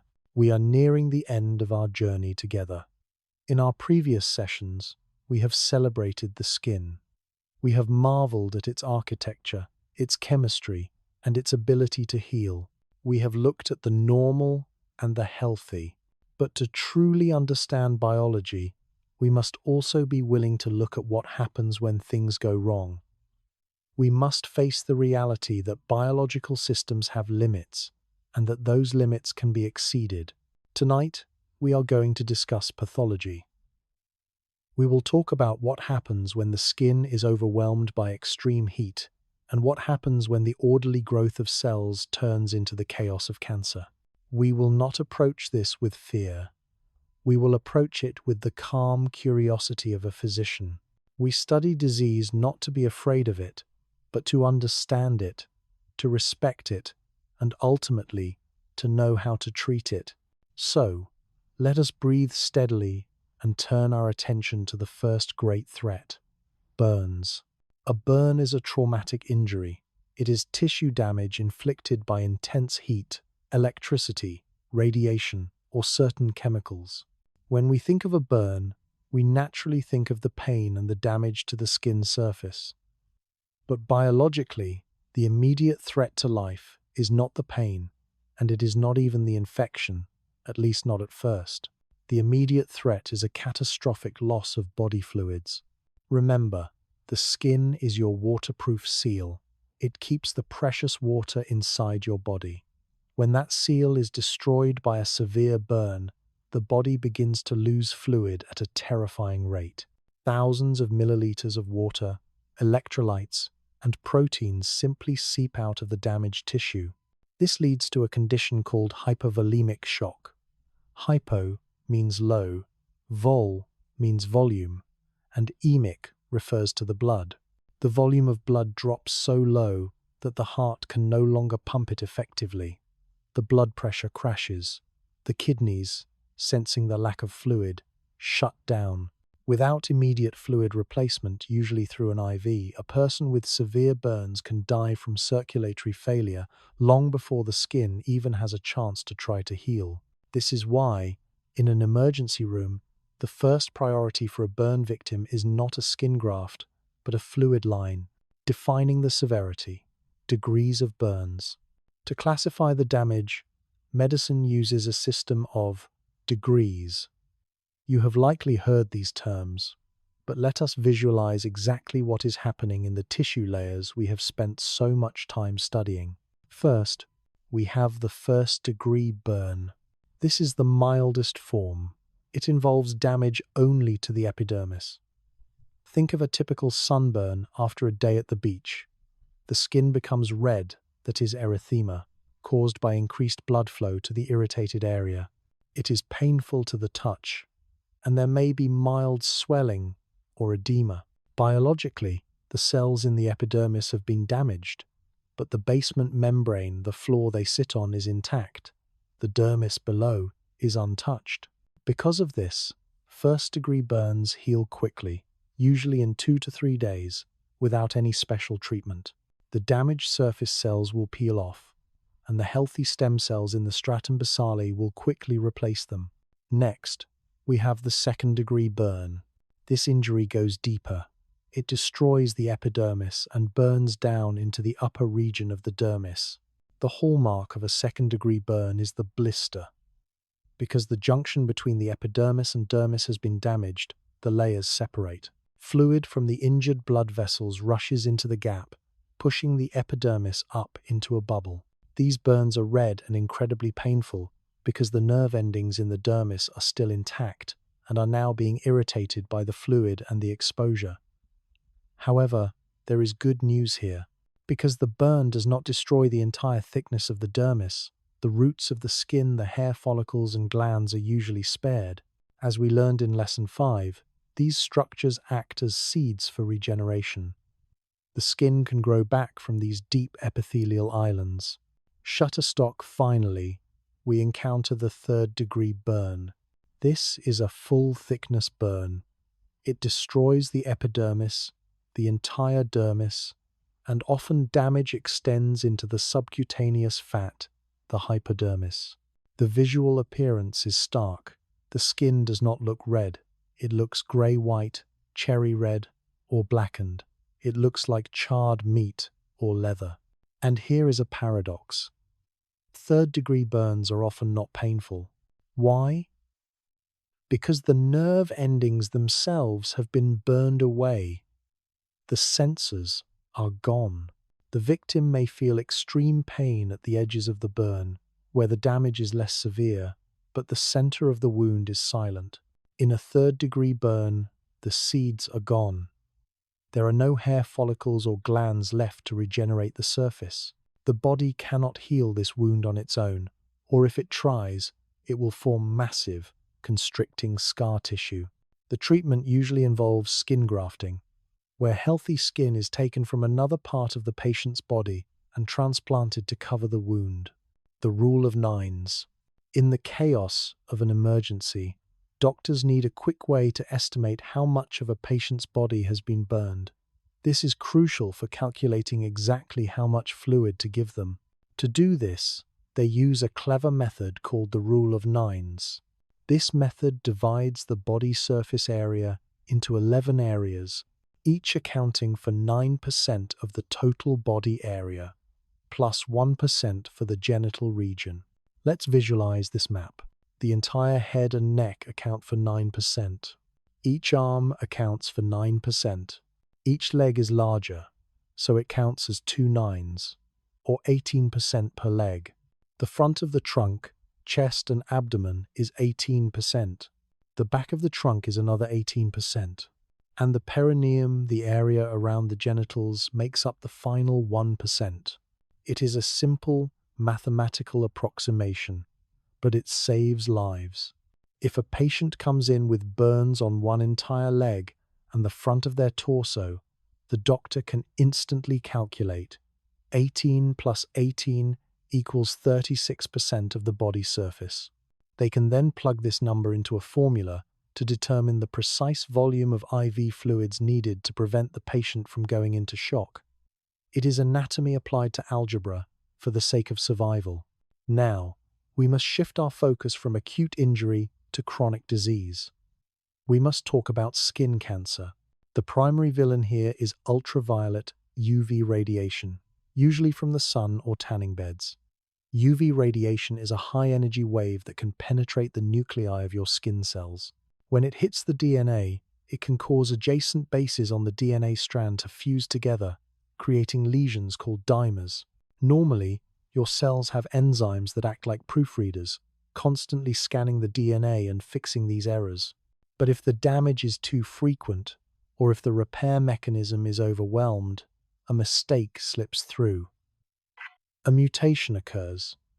The cell loses its instructions for when to stop dividing. It begins to multiply uncontrollably. This is cancer. We classify skin cancers based on which cell type is misbehaving. We will look at the 3 most common forms, ranging from the least dangerous to the most severe. Basal cell carcinoma. First is basal cell carcinoma. This is by far the most common type of skin cancer. It arises from the cells of the stratum basale, those deepest stem cells of the epidermis. Because of the mutation, these cells stop honoring the boundary between the epidermis and the dermis. They proliferate and invade the dermis and hypodermis. Fortunately, this is also the least malignant type. It is a slow grower. It rarely metastasizes or spreads to other parts of the body. Visually, it often appears as a shiny, dome-shaped nodule.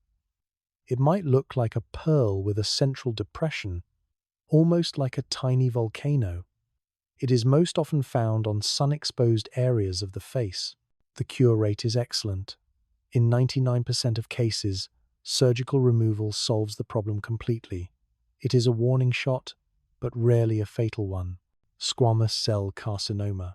Second is squamous cell carcinoma. This cancer arises from the keratinocytes of the stratum spinosum, the spiny layer, just above the base. These lesions appear differently. They tend to be scaly, reddened papules, small, raised bumps. They often form a crust or a shallow ulcer. They are common on the scalp, the ears, and the lower lip. Squamous cell carcinoma is more aggressive than basal cell. It grows rapidly and, if left alone, it will metastasize to the lymph nodes. However, if caught early, the prognosis is very good. It can be removed surgically or treated with radiation therapy. Melanoma. Finally, we arrive at the most dangerous form, melanoma. As the name suggests, this is a cancer of the melanocytes, the pigment-producing cells.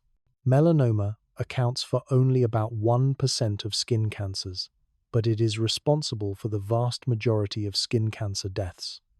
It is terrifying because it is highly metastatic. It loves to spread into the blood and lymph vessels, and it is resistant to chemotherapy. A melanoma can begin wherever there is pigment. It can appear spontaneously, or it can develop from a pre-existing mole. Because melanocytes produce pigment, these cancers are usually brown or black, but they can be tan, pink, or even blue. To help people identify melanoma early, doctors teach the ABCD rule. I want you to visualize these letters. A is for asymmetry. If you draw a line through the middle of a mole, the 2 sides should match. In melanoma, they do not. One half looks different from the other. B is for border irregularity. A benign mole has smooth, even edges. A melanoma often has edges that are indented, scalloped, or blurred. It looks like a drop of ink spreading on paper. C is for color. A normal mole is a single shade of brown. A melanoma contains several colors: blacks, browns, tans, and sometimes blues and reds, all mixed together in a chaotic pattern. D is for diameter. Melanomas are usually larger than 6 millimeters, which is roughly the size of a pencil eraser. Any mole that is growing or changing size should be examined. Some doctors add an E for evolution. If a mole is changing over time, changing shape, changing color, or starting to bleed or itch, it is evolving, and that is a danger sign. Take a deep breath. I know this is a heavy topic. Let us pause to reframe what we have just learned. We are not listing these dangers to invite anxiety. We are listing them to invite awareness. Think of the rule of nines not as a measure of damage, but as a tool of rescue. Think of the ABCD rule not as a list of fears, but as a checklist of empowerment. By knowing these signs, you become the guardian of your own body.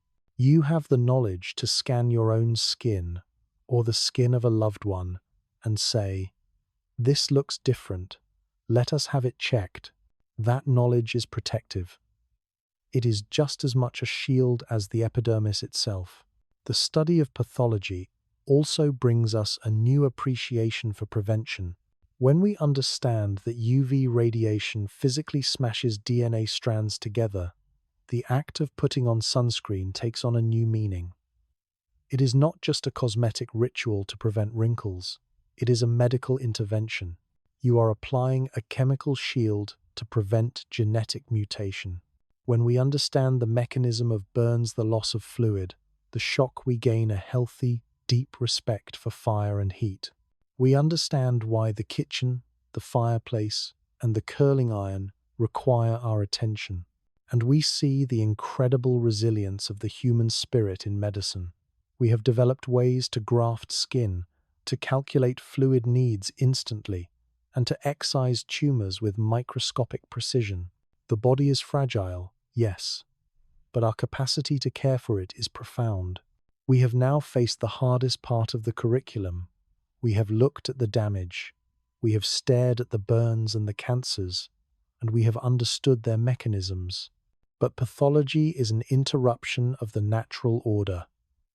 It is the exception, not the rule. The rule of life is a long, steady progression through time. The skin has a beginning, a middle, and an end.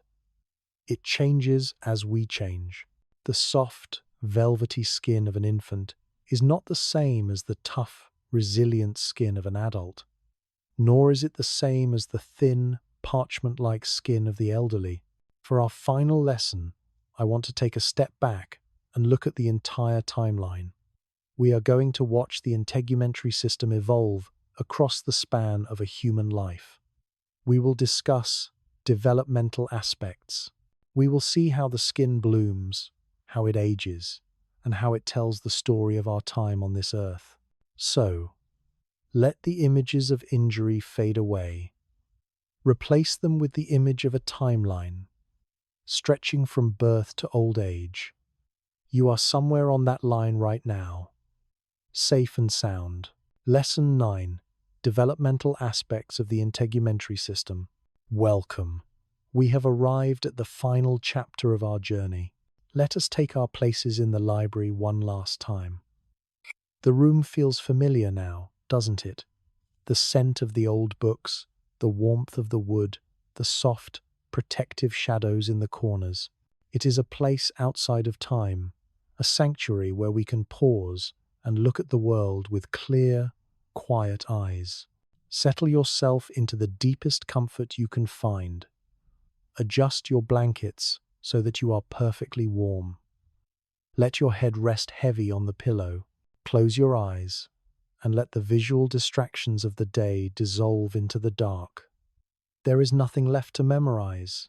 There is no test waiting for you. There is only the story of life, and you are already living it. Over the past 8 lessons, we have dissected the skin in space. We looked at its layers from the top down. We looked at its chemistry from the inside out. We looked at its pathology, separating the healthy from the sick. We have examined the what and the how. Tonight, for our final session, we are going to examine the when. We are going to place the integumentary system on a timeline. We will watch it emerge from the very first spark of embryonic life, bloom into the resilience of adulthood, and eventually soften into the delicate parchment of old age. It is a story of seasons. It is the story of your own history, written in collagen and cells. So, let us turn the clock all the way back to the beginning. The story of your skin begins long before you were born. By the end of the 4th month of embryonic development, the skin is already well formed. In the watery world of the womb, the fetus is covered in a delicate, downy coat of hair called the lanugo. This hair is fine and unpigmented. It covers the tiny body like a soft fur, helping to hold something very important against the skin: the vernix caseosa. Vernix caseosa is a Latin phrase that translates beautifully to cheesy varnish. And that is exactly what it is. It is a white, creamy substance produced by the sebaceous glands of the fetus. It looks like cream cheese. While it might sound unappealing to our adult sensibilities, it is vital.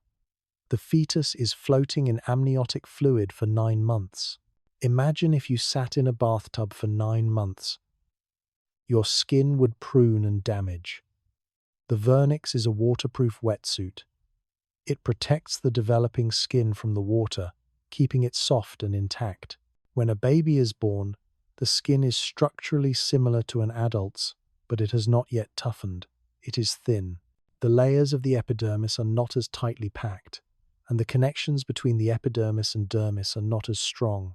This is why a baby's skin is so soft to the touch. We often use the phrase smooth as a baby's bottom for a reason. But this softness comes with a vulnerability. Because the skin is thin, it is highly permeable. It absorbs things easily. This is why we must be so careful with what we put on a newborn's skin. Chemicals that would sit harmlessly on an adult's tough stratum corneum can soak right through a baby's skin and enter their bloodstream. You might also notice tiny white spots on a newborn's nose and forehead. These are called milia. They are simply accumulations of sebaceous gland secretions, tiny oil plugs that have not yet found their way to the surface. They are not pimples. They are just evidence that the machinery is waking up. They usually disappear on their own within a few weeks as the system finds its rhythm. During childhood, the skin thickens. It becomes more resilient. As the child plays, scrapes knees, and spends time in the sun, the skin learns. The stratum corneum toughens in response to friction. The melanocytes learn to ramp up pigment production in response to UV light. The immune cells in the dermis, the dendritic cells, are constantly encountering new bacteria and viruses, building the library of immunity that will serve the child for life. Then comes the great biological storm: puberty. As hormones, specifically androgens, surge through the teenager's body, the integumentary system reacts dramatically. The most immediate change is in the sebaceous glands. These oil glands, which have been fairly quiet during childhood, suddenly increase in size and activity. They begin to pump out large amounts of sebum. This is a functional change meant to lubricate the growing hair and skin, but the sudden flood of oil can overwhelm the follicles. This leads to acne, the universal trial of adolescence. It is a sign of a system running at high capacity, trying to find its balance. Simultaneously, the terminal hair begins to appear. The soft vellus hair in the axillary, armpit, and genital regions is replaced by coarse, darker hair. In males, the beard begins to grow. The sweat glands, specifically the apocrine glands we discussed in Lesson 5, become active, and the body begins to develop its unique adult scent. As we move out of the teenage years and into our 20 seconds and 30 seconds, the skin reaches its absolute peak. This is the golden age of the integumentary system. During this time, the skin is at its optimal thickness. The cycle of epidermal replacement is fast and efficient. When you scratch yourself in your 20 seconds, it heals almost instantly. The dermis is rich and dense. The collagen fibers are fresh and strong, providing incredible tensile strength. The elastic fibers are springy and tight. You can smile, frown, and squint. And the moment you relax your face, the skin snaps back to perfection. There are no lines, no creases. The mask is flawless. This is the period of maximum protection. The shield is fully raised. The aging process. The slow decline. But biology is a cycle, and the cycle must turn. As we enter our 40 seconds and 50 seconds, the environmental damage we have accumulated begins to show, and the internal machinery begins to slow down. We enter the phase of aging. I want us to look at this not with sadness, but with clinical understanding. What is a wrinkle? What is sagging? These are not mysteries. They are physiological changes in the protein structures we have studied. First, the epidermis thins. The stem cells in the stratum basale divide less frequently. Instead of replacing your skin every 4 weeks, it might take 6 or 7 weeks. This means the cells on the surface are older and more ragged. The skin feels thinner, more like paper. Because there are fewer layers, it becomes more easily damaged. A bump that wouldn't have left a mark in your 20 seconds might tear the skin in your 70 seconds. Second, and most crucially, the dermis changes. The fibroblasts, the builders of the skin, become less active. They produce less collagen. The collagen that remains becomes stiff and cross-linked. It loses its flexibility. Even more impactful is the loss of elastin. The rubber bands of the skin begin to dry out and snap. Think of an old pair of gym shorts where the elastic waistband has given out. You stretch it, and it stays stretched. It hangs loose. This is exactly what happens to the skin. When gravity pulls on the face, the skin no longer has the elastic recoil to pull back up. It begins to sag. When you smile, the skin folds, and without the springiness to snap back, those folds become permanent creases. We call them wrinkles. Third, the hypodermis disappears. The layer of subcutaneous fat that cushions our face and hands begins to atrophy. This loss of volume is what makes the cheeks look hollow and the eyes look sunken. On the hands, the veins and tendons become very prominent. We often say an older person looks bony, but really, they have just lost the soft padding that used to hide the structure. This loss of fat also affects thermoregulation. Without that insulating blanket, older adults lose body heat much faster. This is why your grandparents might need a sweater even when you feel warm. Their natural insulation has thinned. Glandular and hair changes. The decline touches the accessories as well. The glandular activity slows down. The sebaceous glands produce less oil, leading to dry, itchy skin. This is why moisturizing becomes so much more important as we age. The body's natural lotion factory is shutting down. The sweat glands also decrease in number and efficiency. This puts older adults at higher risk for heat stroke, as they cannot cool themselves as effectively as they once could. And, of course, the hair. The number of active hair follicles decreases, leading to thinning hair or baldness, alopecia. But why does hair turn grey? It is a failure of the melanocytes in the hair bulb. They stop producing melanin. Without the pigment to color it, the hair shaft grows in white. However, it often looks grey because of an optical trick. Air bubbles accumulate in the hair shaft, changing the way light refracts through it. So, a head of grey hair is essentially a collection of air-filled, pigment-free protein strands. We must distinguish here between intrinsic aging and photoaging. Intrinsic aging is the natural clock we just described. It happens to everyone. Photoaging is the damage caused by the sun. UV radiation accelerates the breakdown of collagen and causes the elastic fibers to clump together abnormally, a condition called solar elastosis. It looks like leathery, deeply creased skin. It also causes the melanocytes to behave erratically. Instead of a smooth tan, they produce localized clumps of pigment. We call these liver spots or age spots, though they have nothing to do with the liver. They are simply evidence of a lifetime of sunlight. So, when you look at an older face, you are seeing a map. You are seeing the genetics that determined the rate of thinning. You are seeing the years spent in the sun. You are seeing the smiles that etched the lines around the eyes and the worries that furrowed the brow. In the philosophy of anatomy, a wrinkle is not a flaw. It is a record of frequent use. It shows that the face has moved, expressed, and lived. The integumentary system has shielded that person through decades of winters and summers. It has taken the beating so that the internal organs could survive. And so, we have reached the end of our course. Together, we have traveled through the microscopic world of the integumentary system. We started with the anatomy, building the fortress layer by layer. We visualized the epidermis, the shield of dead cells that protects the living. We visualized the dermis, the leather strength that holds us together. We visualized the hypodermis, the warm cushion that comforts us. We explored the accessories, the hair that warms, the nails that grasp, the glands that cool.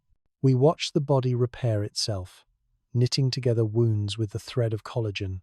We learned to read the signs, the colors of health and disease. And finally, we watched the system flow through the river of time, from the soft vernix of the newborn to the silver hair of the elder. You now possess a complete picture of the vessel you inhabit. You understand that your skin is not just a wrapper. It is a dynamic, living, responsive organ. It is the boundary between you and everything else. As you lie here now, in the quiet dark, bring your awareness back to your own skin. Feel the sensation of the sheets against your legs. That is your nervous system working. Feel the warmth of your body. That is your blood vessels and hypodermis insulating you. Feel the peace of knowing that you are protected. Your body is a faithful guardian. It requires no instruction from you to do its job. It breathes, it pumps, it repairs, and it protects, all while you drift away. You can release your control. You can trust the machine. Let the knowledge you have gathered sink into the deeper parts of your mind, where it will be stored and sorted. The library is closing now. The lights are dimming. The book is closed. Rest well, my student. You have done good work. The lesson is over. Good night.